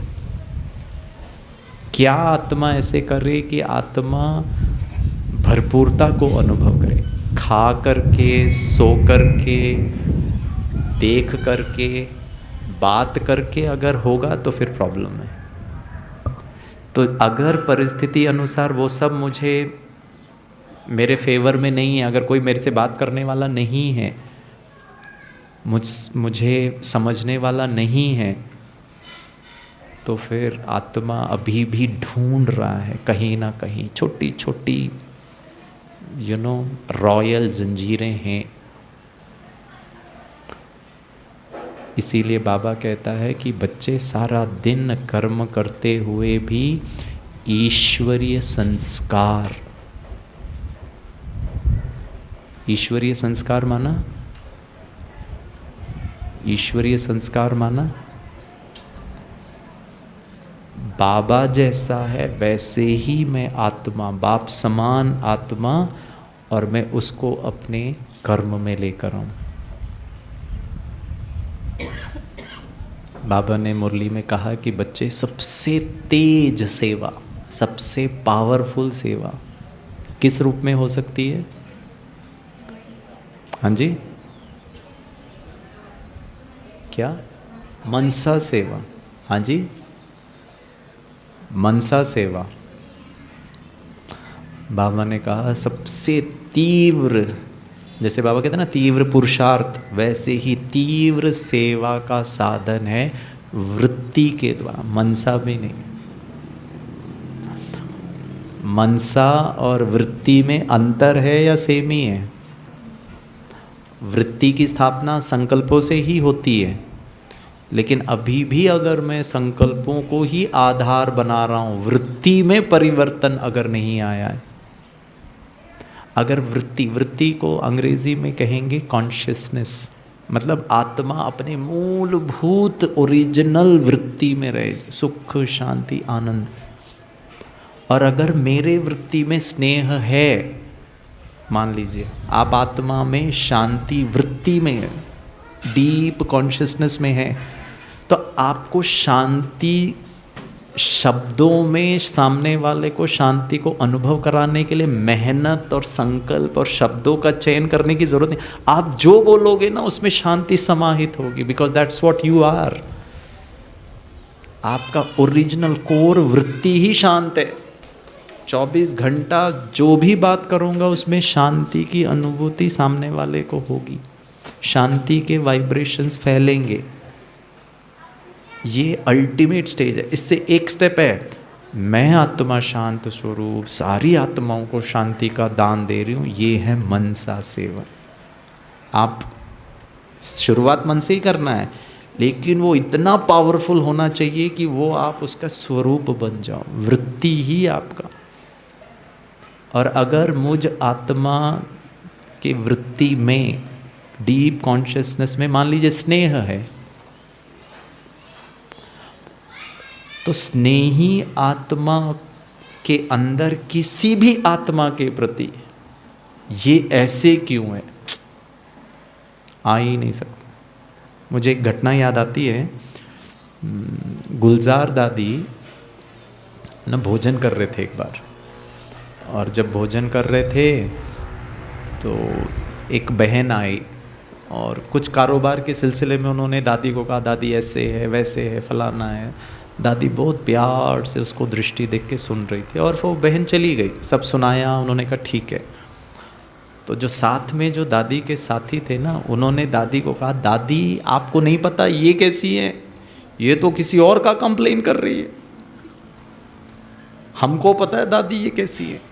तो पता है दादी ने वो भाई को क्या कहा, दादी ने कहा, दादी जानती भी है, समझती भी है और समाती भी है। अब वो किसी और का कंप्लेन कर रही, मैं क्या करूं, मेरे भगवान के कहने से वो सुधरे नहीं, अब मेरे कहने से सुधरे।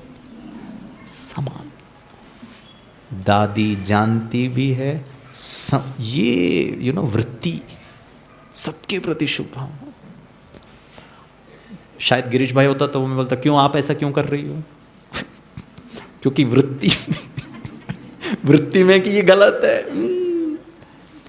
अब फिर उसके बाद मेडिटेशन में मैं आत्मा शांत, ये भी शांत, ये भी अच्छे, ये भी होवनार देवी, चल करना संकल्पों से ही है। संकल्प जितने स्ट्रॉन्ग पावरफुल और वैसे होंगे वैसे हमारे, तो वृत्ति में शांति वो तब होगा जब मैं बार बार ये सीट में, साइलेंस के सीट में बैठूं। नेचुरल हो जाना चाहिए। सुना, मुझे याद आता है शायद 2 रविवार पहले की संडे की मुरली में बाबा ने कहा था, ब्राह्मण माना आश्चर्य नहीं होना, वंडर नहीं खाना है। वृत्ति में क्या है, शांति। वो तो शांति लाना पड़ रहा है, नहीं नहीं ऐसे नहीं, मैं आत्मा शांत, मैं आत्मा शांत। मतलब अभी भी हाँ मैं ना मेहनत ही कर रहे हैं, पहले तो हाँ ऐसे भी तो। देखा, देखते हुए शांत, सब अच्छा हो रहा है, सब कल्याणकारी है, ड्रामा परफेक्ट है, मैं क्यों संकल्प चलाऊं। वो हमारे वृत्ति में, तभी वो स्नेह सबके प्रति, सामने वाला सही है गलत है, संस्कारों के वशीभूत है, जान करके मेरा टेस्ट पेपर ले रहा है, सब में शांति का अनुभूति करना। सो डीप हम आत्मा के कॉन्शियसनेस में वो पीस, स्नेह, पवित्रता।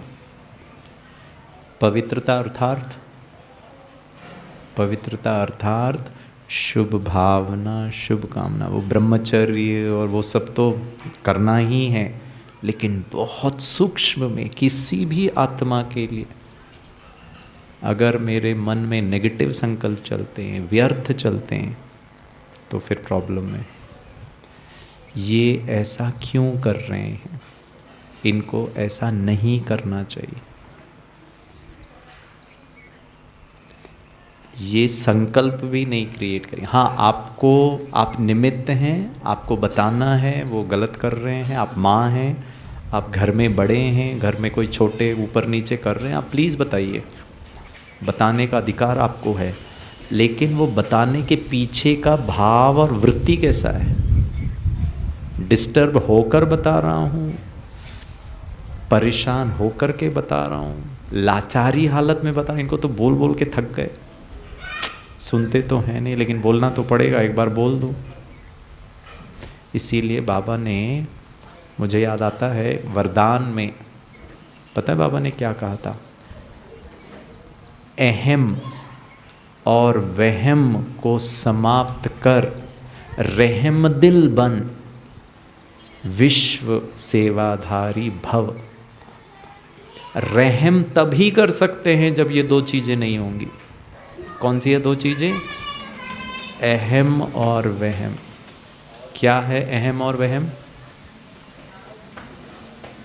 पता है वहम क्या है? ये कहाँ सुधरेंगे, ये आपका वहम है। वो आत्मा कल सुधर जाए, वो आत्मा परिवर्तन हो जाए, उनको बाबा का कोई टचिंग आ जाए, उनमें 1 सेकंड में कोई परिवर्तन आ जाए, मैं क्यों डाउट कर रहा हूँ? ये तो कभी नहीं सुधरेंगे, इनको तो कितना समझा दिया। ये आप क्यों क्रिएट कर रहे हो? कहाँ है शुभ भावना, शुभकामना? नहीं दीदी, बोल बोल के थक गए, सुनते समझते नहीं है ये। आप क्यों रचना कर रहे हो डाउट का? आप क्यों वहम क्रिएट कर रहे हो? ये आपके मन का वहम है। वो आत्मा अपना भाग्य। क्या हम शुभ भावना नहीं रख सकते हैं कि ये अपने कमी कमजोरी से जो कमी है वो कम हो जाए और अच्छे हो जाए? वो है शुभ भावना। और दूसरा है अहम। अगर वहम है तो आप रहमदिल नहीं बन सकते। हम बोल रहे हैं आत्मा का कल्याण हो, आत्मा का कल्याण हो, एक्चुअली इम्पैक्ट नहीं क्रिएट करेगा, क्योंकि मेरे अंदर ही डाउट है, पता नहीं होगा कि नहीं होगा। कितना तो समझा दिया, पता नहीं मुरली सुनकर क्या करते रहते हैं। नहीं, आप लोग के बारे में नहीं कह रहा हूँ मैं, मुंबई वालों के बारे में। आप पुणे वाले तो पुण्य आत्मा, पुण्य नगरी समझ। और दूसरा है अहम। पता है अहम क्या? अहम किस बात का अहम? अगर हाँ जी, मैं तो इतना जल्दी सुधर गया, मैं तो मुरली की पॉइंट कितना अच्छा करता हूँ, एक बार बाबा कहता है मेरे को समझ में आ जाता है, मैं बहुत अच्छा हूँ। दीदी ने एक बार डायरेक्शन दिया, अभी तक पकड़ के रखा हूँ। If I can change why can't they? ये अहम, ये भी अगर है तो आपका सचमुच में आत्माओं के प्रति रहम और फिर विश्व सेवाधारी, वो तो फिर पॉसिबल ही नहीं है। क्यों? क्योंकि मैं समझता हूँ, मेरे को समझ में आ जाता है, मैं अपने में परिवर्तन कर रहा हूँ, मेरे को अपनी गलतियों का एहसास हो जाता है, मैं उसको सुधार करने में पुरुषार्थ कर रहा हूँ, मैं ये स्वमान का अभ्यास कर रहा हूँ, मैं और ये नहीं कर पाया। इनको कितना हो गया, ये भी तो वही सुन। अहम और वहम को समाप्त कर रहम दिल बन, विश्व सेवाधारी भव। एक्चुअली देखा जाए ना, एसेंस में देखा जाए ना, आप किसी के बारे में नहीं सोचो कौन क्या कर रहा है, सब अपना अपना ड्रामा अनुसार। तो ड्रामा पर भरोसा माना ही अगर आप ये कह रहे हो, और ये सब टूल्स हैं। हाँ, ये जो साइलेंस की जो स्थिति है ना, इसमें बैठने के लिए, एकाग्रता और अंतर्मुखी होने के लिए ड्रामा कल्याणकारी। आप पिछले 1 हफ्ते का मुरली, 1 हफ्ते से भी ज़्यादा, 10 दिन की मुरली अगर अध्ययन करें, साकार मुरली, प्रश्न उत्तर में भी शायद बाबा ने कहा है, बच्चे तन की कोई भी व्याधि आ रही है तो भी मौज करो, हाँ या ना? अरे चुप तो हो रहा है।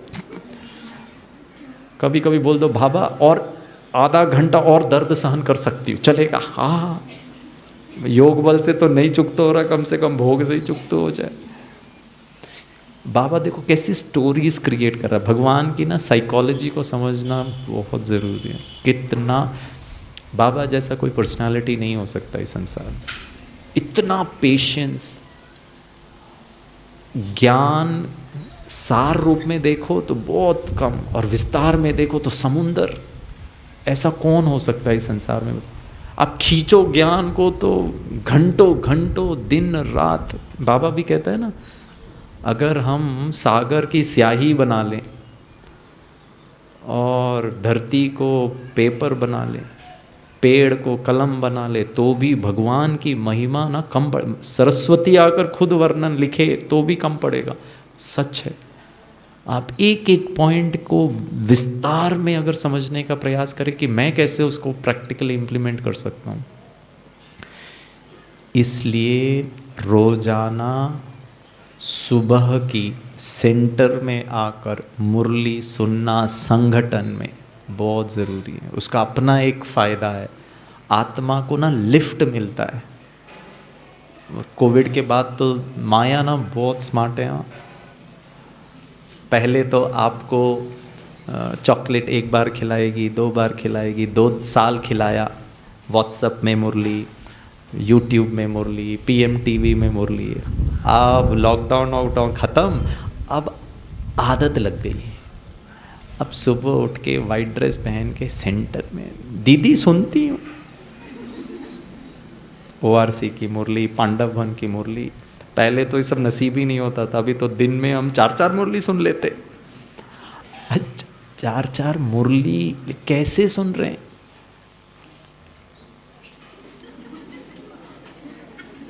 और मुरली भी चालू, सब्जी कटिंग भी चालू। मुझे पता नहीं आप लोगों ने कभी ये सुना, लोग आजकल ना मुरली को चालू रखकर स्नान भी करते। आई डोंट नो, मुझे तो पता है। मतलब मोबाइल भी वहाँ स्टैंड में रख दिया और स्नान भी चालू और ज्ञान स्नान भी चालू, 2 in 1। क्या बात, सब कुछ प्रैक्टिकल। बात ये नहीं है कि आप क्या सुन रहे हो, बात ये है कि आप कितना एकाग्र चित्त में ही जाना है ना, यहाँ पे जा कर के क्या अटेंशन कितना है। हम सब्जी भी काट रहे हैं, अटेंशन वहाँ पर भी, मुरली भी चालू। हाँ दीदी हम मुरली 2 बार सुनते हैं। इसीलिए तो विद्यालय बनाया है ना, स्कूल की फिर ज़रूरत क्या, घर में ही पढ़ लो। ब्राह्मणों को माया बहुत रॉयल रूप से आएगी। अब वापस सुबह उठ करके स्नान करके विधि प्रमाण सेवा केंद्र में जाकर निमित्त के द्वारा, उसका अपना भाग्य भी है, उसका फ़ायदा भी है, उसका आपको माया को फेस करने में बहुत सारी बातें, बहुत आपको शक्ति मिलेगा। तो ये छोटी छोटी बातें क्यों, क्योंकि हो सकता है हम में से कई भाई बहनें ये लॉकडाउन के दौरान ही हमको बाबा का परिचय मिला। ऐसे है ना, आप में से कोई है? कौन है जिनको पिछले 2 साल में आप ज्ञान में आए? हाथ ऊपर उठाइए, अच्छी तरह हाथ ऊपर उठाइए। अच्छा देखो कितने आप विशेष। तो आपको किसको धन्यवाद बोलना है? कोविड जी को। इनको ज्ञान में लाने के चक्कर में कई लोगों ने शरीर ही छोड़ दिया। ये देखो, उसका भी कर्जा आपको ही उतारना है। ठीक है, सब चीज़ तो निमित्त बनता ही है। और मैंने देखा है कि कुछ ऐसे भी बाबा के बहुत वंडरफुल बच्चे हैं जो लॉकडाउन में बाबा के बने, लेकिन उनमें बाबा के प्रति स्नेह, धारणाएं, वो सेंटर पे भी नहीं गए थे, भोग भी नहीं खाया, लेकिन उनका जो धारणाएं थी ना वो बहुत स्ट्रॉन्ग। इसीलिए बाबा पता है क्या कहता है? Last so fast so first भी। तो अब हम बाबा के जो अनन्य पुराने बच्चे हैं, हमको और पुरुषार्थ करना है, रेस करनी कि अच्छा कुछ भी हो जाए बाबा, हमको अच्छी रीति से जो हमको डायरेक्शन मिलते हैं श्रीमत अनुसार निमित्त के द्वारा, उसको हमको बहुत अच्छी तरीके से आत्मसात करना है। बाबा ने आज की मुरली में कहा, ब्राह्मण माना खुशी। तो खुश रहते हैं, सदा रहते हैं या कभी कभी रहते हैं? अच्छा, खुशी गायब होती है कभी कभी? हाँ या ना? होती है। क्यों? बाबा की याद में नहीं रहते हैं। अच्छा, और जितना ज़्यादा विकल्प, जितने ज़्यादा संकल्प, जितना ज़्यादा साइलेंस की स्थिति से बाहर, उतना ज़्यादा पॉसिबिलिटी है। इसका मतलब पता है क्या है? उतना ज़्यादा मैं देह भान में आ रहा हूँ, उतना ज़्यादा मैं रोल के कॉन्शियसनेस में आ रहा हूँ। और विशेष हमारे जो सेवाधारी भाई, उतना ज़्यादा मैं सेवा कॉन्शियसनेस में आ रहा हूँ। सेवा consciousness, role consciousness, body consciousness, ये सब उसी के बहुत। देह भान माना साकार, ठीक है ना। देह भान माना you know that I am a body, ठीक है। देह अभिमान, देह अभिमान माना अधिकार, युगल पर अधिकार, बच्चे पर अधिकार, साथी पर अधिकार। और अधिकार के आधार से सामने वाले ने आपकी बात नहीं मानी तो हलचल, फिर वो गुस्सा भी, इरिटेशन भी, फ्रस्ट्रेशन, क्योंकि अधिकार है। आपने क्यों नहीं मानी मेरी बात?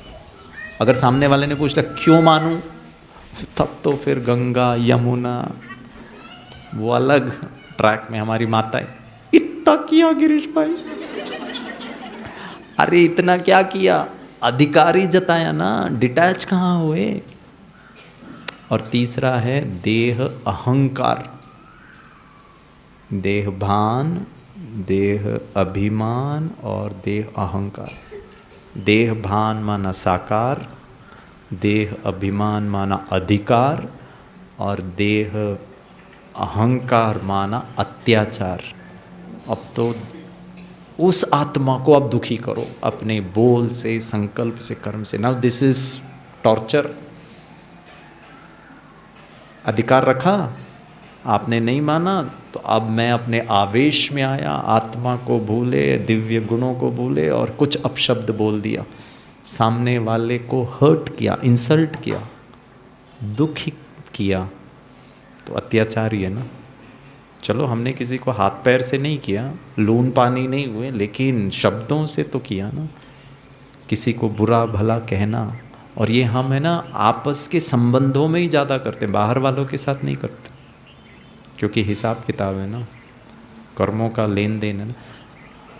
यहाँ विकर्म करो, फिर दर्द सहन करो और खुश हो जाओ। हाँ हाँ बाबा चुप तो हो रहा है, चुप, अगर चुप तो हो रहा है, लेकिन फिर न्यू भी तो क्रिएट कर रहे हैं ना। तो नया क्रिएट करना है या नहीं करना है? नया क्रिएट नहीं करना है, पुराने को ख़त्म करना है। ये तब हो सकता है जब मैं ये साइलेंस, क्यों नहीं किया, इनको कितना कहते हैं, ये मानते क्यों नहीं, ये ऐसा ही क्यों करते हैं, कितना मैं करूं, कितना मैं समझाऊं, बस मैं ही समझूं, बस मैं ही करूं। और आप किसी भी आत्मा को देख लो, अगर स्थिति ऊपर नीचे हो रही है, कहीं ना कहीं सूक्ष्म में मैं या फिर हद। मैं आपको एक छोटे सा उदाहरण देता हूँ। हम हैदराबाद में थे। हैदराबाद में एक भाई जो है ना, वो मुझे थोड़ा सा एक्सरसाइज कराते थे। तो उनका कुछ एक कॉन्ट्रैक्ट साइन होने वाला था, तो उन्होंने मुझे फ़ोन करके कहा, वो ना सेलिब्रिटीज़ को एक्सरसाइज कराते हैं, सिनेमा स्टार्स, और वो उनके घर में जाकर उनके लिए कराते हैं। तो नए नए ज्ञान में आए तो दीदी ने कहा गिरीश भाई को भी आप थोड़ा सा हेल्प करो। तो हर दिन आते थे और हम ज्ञान की भी चर्चा करते थे और एक्सरसाइज भी करते थे। तो एक दिन उन्होंने फ़ोन किया, बोला मेरा ना इम्पॉर्टेंट कॉन्ट्रैक्ट साइन होने वाला है, कोई फिल्म एक्टर चिरंजीवी करके, तो अगर हो जाएगा तो मुझे बहुत फ़ायदा होगा, मतलब ज़िंदगी बन जाएगा, अच्छा एक सेलिब्रिटी भी आ जाए। तो फिर उन्होंने कहा कि आप हमारे लिए योग करना, ठीक है। तो मान लीजिए मैं आप सबको कहूँ मेरे लिए योग करना ताकि गिरीश भाई का कॉन्ट्रैक्ट साइन हो जाए, तो आप लोग योग करेंगे? जो भाई बहनें गिरीश भाई के कॉन्ट्रैक्ट साइन करने में सहयोग करने के लिए योगदान देंगे, वो जरा हाथ ऊपर उठाओ। अच्छा नहीं लग रहा है मुझे, 2-4 लोगों ने हाथ ऊपर उठाया, कमाल है। अच्छा अच्छा, जो योगदान नहीं देंगे वो जरा हाथ ऊपर उठाओ। अच्छा, 2-3 लोग, 8-10 लोग हैं योगदान देंगे, 3-4 लोग हैं योगदान नहीं देंगे, बाकी लोग साइलेंस। आज विषय ही ये है भाई, हम बस साइलेंस की सीट पे बैठेंगे, बाकी तो क्या करेंगे? बाकी बहनों ने एक ने भी हाथ नहीं ऊपर उठाया, पहले में भी नहीं, दूसरे में। अच्छा, आपने उठाया था योगदान में? अच्छा, अपूर्वा बहन योगदान देंगे कि नहीं? अच्छा, योगदान देना चाहिए या नहीं? कमाल है, चाहिए लेकिन देंगे नहीं, ये तो और भी ठीक है। अच्छा, तो क्या योगदान देंगे?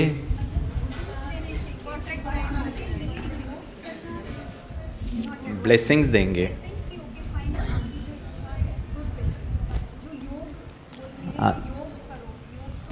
नहीं, योग नहीं करो, ब्लेसिंग्स ही दे दो।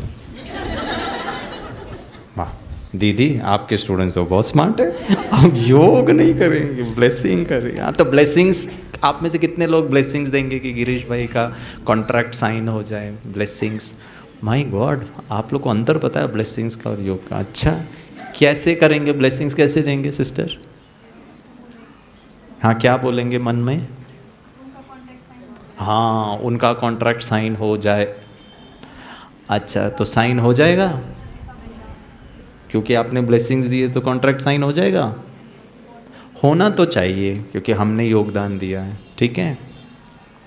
बहुत सूक्ष्म में आप अगर इसको समझोगे ना, ये भी हद की इच्छा है।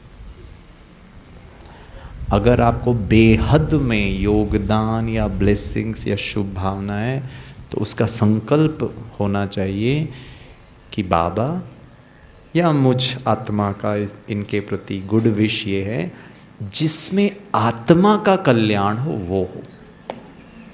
आत्मा कॉन्ट्रैक्ट साइन होकर आत्मा का अकल्याण हो तो उसके भागीदारी भी आप, उसका हिसाब किताब भी आपको। कॉन्ट्रैक्ट साइन होना हद है, आत्मा का कल्याण हो, आत्मा को सुख मिले, आत्मा को शांति, आत्मा को आनंद, आत्मा में शक्ति। हो सकता है वो कॉन्ट्रैक्ट ना साइन होने से आत्मा का और कल्याण हो जाए, लेकिन हमने क्या किया? हमने हद पे आ गए।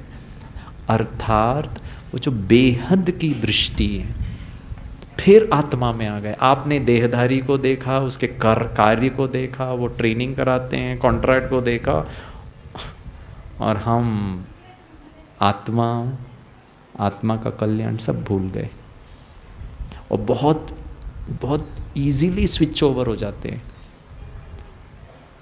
इनकी तबीयत ठीक हो जाए, सॉरी, हाँ, आत्मा को सुख मिले, आत्मा शांत रहे, बीमार है या नहीं भी है, पुराने शरीर में है या पुराना शरीर छूट भी जावे, उस डायमेंशन में रहकर हम हर चीज को देखेंगे ना, तो बेहद की दृष्टि और बेहद की वृत्ति, ये साइलेंस की स्थिति में आना बहुत आसान हो जाए। जितना हम छोटी छोटी चीज़ों में स्थूलता में आएंगे, उतना साइलेंस की स्थिति में आने में मेहनत करनी पड़ेगी, फिर बहुत पुरुषार्थ करना पड़ेगा। क्यों? क्योंकि हम ऐसी छोटी छोटी इच्छाओं में, खुद के नहीं दूसरों के लिए भी, बेहद में सबका कल्याण हो, कोई विशेष आत्मा है उसका भी कल्याण हो, आत्मा सुखी रहे, आत्मा तृप्त रहे, आत्मा संतुष्ट रहे। किसी भी बात में आश्चर्य नहीं खाना ऐसे किया, ऐसे हुआ। दुनिया के समाचार देखकर के भी अरे ऐसे हुआ, ऐसा हो रहा है, तो बाबा ने बताया है ना, देखा सुना, अपने ओरिजिनल स्थिति में आ जाइए, ठीक है। तो अंतर पता चला, साइलेंस एंड पीस। साइलेंस के लिए क्या करना है? हाँ, जो बाबा के नए नए बच्चे, उनके लिए साइलेंस में आने के लिए डिटैच होना ज़रूरी है। जब तक डिटैचमेंट, वैसे भी किसी भी प्रकार के मेडिटेशन करने के लिए डिटैचमेंट की शक्ति, एकाग्रता की शक्ति और प्रैक्टिस करने की शक्ति, ये तीन बहुत ज़रूरी है। ये तीनों नहीं है तो हम कह नहीं सकते कि हम एक अच्छे ध्यान लगाने वाले योगी हैं। ऐसे योग का सिर्फ ध्यान लगाना नहीं है, योगी तो पूरा पर्सनालिटी होता है, स्वभाव, संस्कार, उठना बैठना, दृष्टि, सब आत्मा में निखार होना चाहिए। लेकिन सिर्फ अगर मैं मेडिटेशन की बात कर रहा हूँ मेडिटेशन में मेरी पकड़ होनी चाहिए, मैं बहुत एक्सपर्ट बनना चाहिए, बहुत सहज मेडिटेशन करने वाला, सहज योगी। तो ये तीनों की विशेषता हमारे पास होनी चाहिए। एक है डिटैचमेंट, दूसरा है भगवान के साथ, आत्मा के साथ, गुणों के साथ कनेक्शन, एकाग्रता। आपने ज़बरदस्ती अपने मन को यहाँ लाया, यहीं टिके रहे, यहाँ से हटाना है, यहाँ जोड़ना है। इसको कहते हैं न्यारा, यहाँ कहते हैं प्यारा। यहाँ से तोड़ना है, यहाँ जोड़ना है, यहाँ डिस्कनेक्ट करना है, यहाँ कनेक्ट करना है, यहाँ पे हटाना और यहाँ पे एकाग्र होना। और तीसरा है ये अभ्यास, बार बार practice practice practice practice practice practice, बार बार करते। नहीं लग रहा है योग, नहीं कनेक्ट हो रहा है, लगे रहो, पकड़े रहो और होगा 100। बाबा ऐसे बच्चों की मेहनत देखकर उनको मदद करता है। बच्चा पुरुषार्थ कर रहा है, नहीं अमृत वेले की स्थिति अच्छी नहीं थी, लेकिन हताश नहीं होना। आने वाले समय में दुनिया वालों में हताशा बहुत जल्दी घर करेगी। छोटी बात में मन उदास हो जाएगा, मन भर जाएगा, मन में बहुत पीड़ा होगी। और साथ साथ ब्राह्मणों में भी छोटी छोटी बातों को लेकर हम सेंसिटिव, बहुत बड़ा भी कुछ नहीं हुआ है, छोटी बात को लेकर के मन उलझन में, मन में उदासी, मन में परेशानी।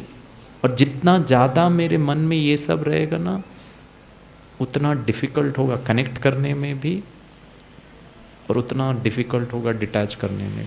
तो उसका एक ही तरीका है, बहुत अच्छी रीति से पुरुषार्थ करें, छोड़ना नहीं, बाबा को नहीं छोड़ना, योग करना नहीं छोड़ना, धारणाओं को नहीं छोड़ना, हल्के नहीं होना। चलता है ना, सब लोग तो YouTube में देख रहे हैं ना, मैं भी देख लूँगा तो क्या होगा ना। बहुत ध्यान से सुनिएगा, लास्ट बात, फिर हम मेडिटेशन करेंगे। अगर हम सूक्ष्म रीति से देखें, जब हम हलचल में आते हैं किसी भी निमित्त के द्वारा, it is not between you and the other person, it is always between you and Maya, it is always between you and Ravana, it is always between you and Baba. और you and Baba, you and Maya के बीच में आपने कोई बहन, भाई, युगल, बच्चे को लेकर आ गए, माना फिर हद में आ गए। आपको समझ में ही नहीं आ रहा है कि ये माया है, आप माया को बाजू में रखकर व्यक्ति के पर ये ऐसा क्यों कर रहे हैं। हो सकता है माया ने उनको निमित्त बना के आपकी परीक्षा ले रहे हो और आप फेल पे फेल हो रहे हो। ब्राह्मण माना सिर्फ दो चीज़ें होनी चाहिए, मैं और बाबा और मैं और माया, फिनिश। और मैं और बाबा है तो माया नहीं आ सकती, लेकिन माया का ज्ञान भी होना बहुत ज़रूरी, माया की समझ और माया की परख। तो कोई आत्मा के साथ मेरा हिसाब किताब है और वो मेरी परीक्षा पे परीक्षा पे परीक्षा ले रही है। और पता है हम योग में क्या कहते हैं, बाबा ये आत्मा ऐसा क्यों कर रही है, ये। और बाबा 4 पेज की मुरली में कहा, बच्चे माया, अब हमने माया को ब्रैकेट से हटा दिया और फिर मैं इस आत्मा के प्रति, ये ठीक हो जाए बाबा, इनको शक्ति, मैं इसको शक्ति। जिसने ये समझ लिया ना, वो देहधारी के संबंधों से बहुत आसानी से हल्का हो सकता है कि प्रॉब्लम इनका है ही नहीं है, ये माया इनको ऐसे करा रही है।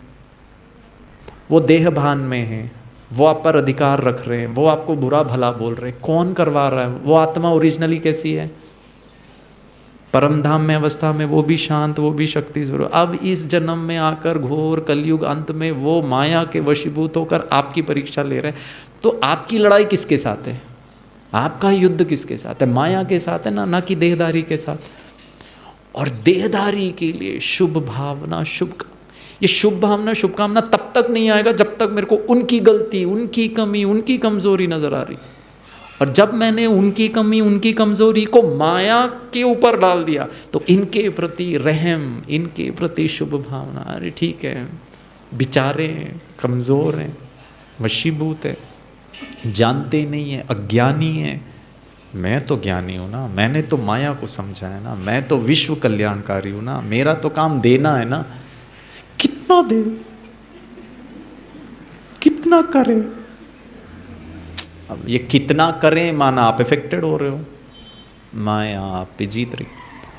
किसी भी देहधारी के प्रति संकल्प विकल्प चलाना माना माया आपको प्रभावित कर रही। आप योग लगाना चाहते हैं, आपका मन उधर जा रहा है, ये ऐसा क्यों है, ये वैसा क्यों, मतलब कौन जीत रहा है? माया जीत रही है ना, सिंपल है। साइलेंस में 5 मिनट करेंगे, ठीक है? कोई देहधारी याद ना आए, अच्छा भी बुरा भी। जिसने आपको बहुत सहयोग दिया वो भी नहीं, जिसने आपको बहुत परीक्षा ली वो भी नहीं, ठीक है? एक तरफ मन नहीं जाना चाहिए। और जैसे ही गया वापस, मैं आत्मा शांत स्वरूप, ये उठ के कहाँ गई? अरे अब वो गई तो गई, अब मैं क्या? मतलब इतना भी नहीं आना चाहिए। कौन क्या कर रहा है 5 मिनट के लिए, बस मैं आत्मा। अच्छा, एक देहधारी, घर परिवार लौकिक अलौकिक कोई नहीं, करेंगे अभ्यास, हाँ या ना? ओके, 5 मिनट कोई देहधारी याद नहीं आना चाहिए, ठीक है? अटेंशन। नंबर 2, पीछे मतलब भूतकाल और भविष्यकाल, इस हद की दुनिया का कुछ भी नहीं याद करना। उसमें घर परिवार कारोबार खाना पीना उठना, 1 बज गया है, भोजन कब मिलेगा, भूख लग रहा है, दीदी पापड़ भी तले जा रहे हैं, तो पापड़ ही है ना, कुछ तो खुशबू आ रही है, वो भी नहीं। दुनिया की कोई भी भविष्य की बात, पास्ट की बात, ठीक है? और लास्ट, मैं देह भी नहीं, बस आत्मा ज्योति बिंदु। कहाँ बैठी हूँ, क्या है, एकदम डीप साइलेंस, बस ये स्थिति में बैठना है। और ये स्थिति में थोड़ा देर भी हम बैठेंगे ना, ऑटोमेटिकली, उसमें मेहनत नहीं करनी है, स्वाभाविक फॉर्मूला है ये, स्वाभाविक आपको शांति का अनुभव होगा, कुछ नहीं करना है। ये जो 3 चीज़ें बताई है ना, बस वहाँ से अपने, वही पुरुषार्थ, वहाँ से अपने मन को, अपने अटेंशन को खींच के लाए। 5 मिनट, अर्थात मैं आत्मा शरीर को मैंने त्याग दिया, ये दुनिया को त्याग दिया, इस संसार के कोई भी देहधारी नहीं, माना कहाँ बैठी हूँ, कहाँ हूँ मैं? परमधाम। परमधाम में यही अवस्था है और कुछ है ही नहीं ना। वहाँ आपको किसी का हिसाब किताब याद आएगा? नहीं याद आएगा। अब वो बहुत डीप साइलेंस वाली दुनिया है। मुझे याद आता है, ऐसे ही हम एक योग भट्टी यहीं सीमा दीदी ने ही ऑर्गेनाइज़ किया था, शायद 3-4 साल, उससे भी पहले की बात होगी। लेकिन वो एक मैरिज फंक्शन पार्टी हॉल था, तो वो किसी एक भाई का सेवानिवृत्ति का एक प्रोग्राम था, उसके ही निमित्त था। तो वो मैं घटना आपको बताता हूँ, बहुत ही मज़ेदार है। तो वो ये ब्रह्मा भोजन के समय पर दीदी ने कहा, गिरीश भाई आप जाइए, क्योंकि शाम को वीआईपी का प्रोग्राम था वहाँ अमनोरा में। तो वो एक भाई थे, उन्होंने कहा गिरीश भाई गाड़ी है, हम चलते हैं। तो मैंने जैसे ही मैं रोड क्रॉस किया और वो मैं गाड़ी में बैठने, वो भाई ऑलरेडी गाड़ी को उन्होंने बैठ चुके थे, ड्राइवर भाई। और जैसे ही मैंने दरवाज़ा खोला तो शायद उन्होंने इंजन ऑन किया गाड़ी का, और जैसे ही उन्होंने इंजन ऑन किया तो उस गाड़ी के नीचे कुत्ता बैठा हुआ था, उसने सीधे मेरे पाँव पे, अब वो भी छोड़े और मैं भी अपना पाँव हटाने का प्रयास करूं, उसमें उसने अच्छी रीति से मुझे काटा। ठीक है, मैं वो भाई को देख रहा हूँ, भाई मुझे देख रहे हैं। तो बोला क्या करें? तो मैंने कहा बताओ, दीदी को फ़ोन करो। दीदी को फ़ोन किया तो दीदी ने कहा, संडे था वो, तो बोला उस दिन शायद हॉस्पिटल सब थोड़े बंद रहते, तो एक हॉस्पिटल चालू था, वहाँ जाइए और देखिए क्या हो सकता। तो हम गए, तो वो डॉक्टर ने कहा पता नहीं, वो जो डॉग है उसमें क्या बीमारी रहेगी, आपको इंजेक्शन लेना पड़ेगा। तो हमने कहा कितने इंजेक्शन? बोले 5 इंजेक्शन, और उसका डेट होता है, पहला दिन, फिर चौथा दिन, 8वां दिन, ऐसे अलग अलग डेट होता है। हमने कहा ठीक है। तो पहला इंजेक्शन ले लिया, और गिरीश भाई ने ये 5 इंजेक्शन भारत के 5 अलग अलग सिटीज़ में लिया, क्योंकि सेवाएं थी। एक पुणे में, एक लखनऊ में, एक शायद दिल्ली में, सूरत में, ऐसे 5 जगह। आपको मैं विशेषता अनुभव बता रहा हूँ। जब मैं पुणे में सेवा करने के लिए गया, तो क्लास वगैरह कराने के बाद मेरा मोबाइल में मैंने अलार्म सेट किया था कि इस दिन को मुझे इंजेक्शन लेना है। तो सुबह शायद 8:30-9 बजे वो अलार्म बजने लगा, इंजेक्शन। तो मैंने दीदी को कहा, दीदी ऐसी ऐसी घटना हुई थी, मुझे आज है ना ये इंजेक्शन लेना है रेबीज़ का। तो दीदी ने कहा अच्छा कोई चिंता की बात नहीं है। तो उन्होंने एक माताजी को फ़ोन किया, वो लैब चलाती हैं वहाँ पे लखनऊ में। तो उनको बोला, तो वो माताजी ने कहा हाँ हाँ मैं इंजेक्शन भी लेके आ जाऊँगी और गिरीश भाई को इंजेक्शन भी लगा देंगे। तो जिस कमरे में मैं था, तो वो माताजी आए, तो उन्होंने कहा गिरीश भाई आपको इंजेक्शन लगाना? मैंने कहा हाँ। तो वो जैसे ही कमरे में आए, उन्होंने कहा मैं दरवाज़ा बंद कर दूँ? मैंने कहा दरवाज़ा क्यों बंद करना है, इंजेक्शन लगा ले। बोला नहीं नहीं, दरवाज़ा बंद करके इंजेक्शन। मैंने कहा ठीक है। अब उन्होंने दरवाजे को चिटकनी लगाए और कुर्सी में मेरे बाजू में बैठ गई। बोला गिरीश भाई जब से पता चला कि आप यहाँ आने वाले हैं, तो मैंने दीदी को कहा दीदी मेरे को ना गिरीश भाई से अकेले में बात करनी है कुछ। तो दीदी ने कहा बिल्कुल नहीं, एक तो आप मुरली सुन रहे हो, ऊपर से उनका क्लास सुन रहे हो, उसके ऊपर से अलग से टाइम भी, वो भाई कितना कितना टाइम देगा, वो बहुत बिजी रहते, नहीं उनको रेस्ट देना। तो मैंने दीदी को बहुत रिक्वेस्ट किया, लेकिन दीदी ने मानी नहीं बात। तो मैंने कहा फिर? बोला फिर मैंने बाबा को कहा। बाबा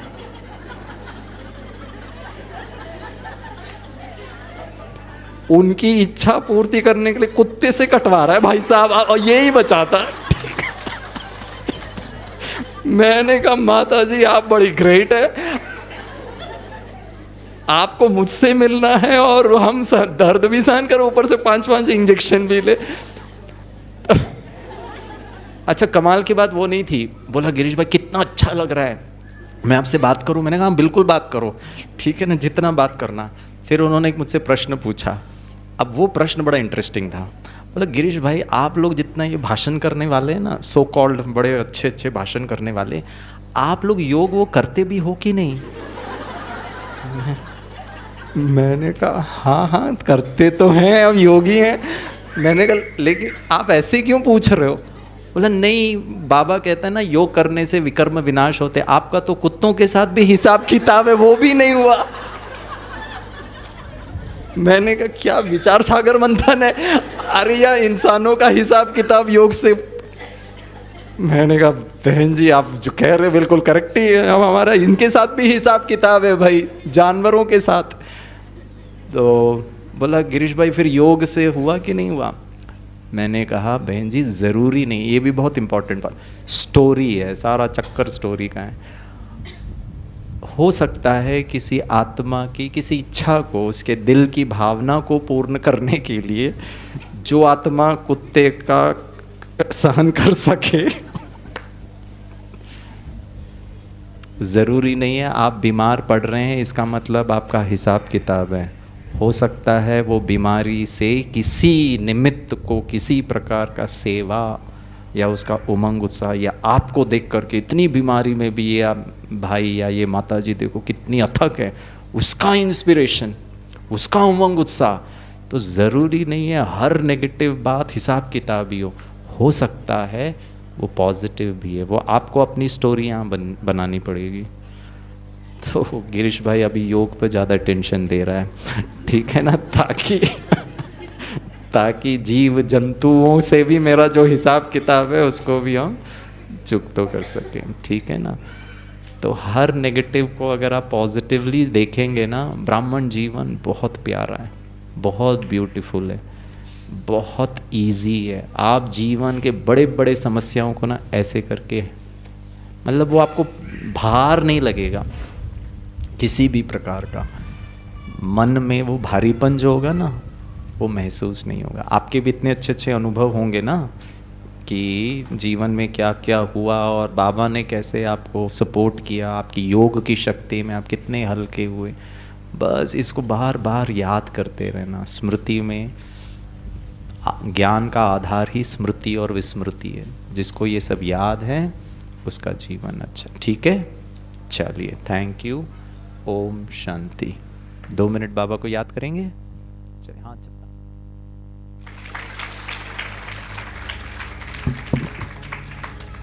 क्यों ताली बजाया?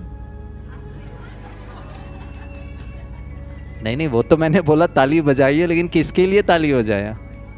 बाबा के, मेरे लिए क्यों? बाबा के लिए, ठीक है ना? चलो।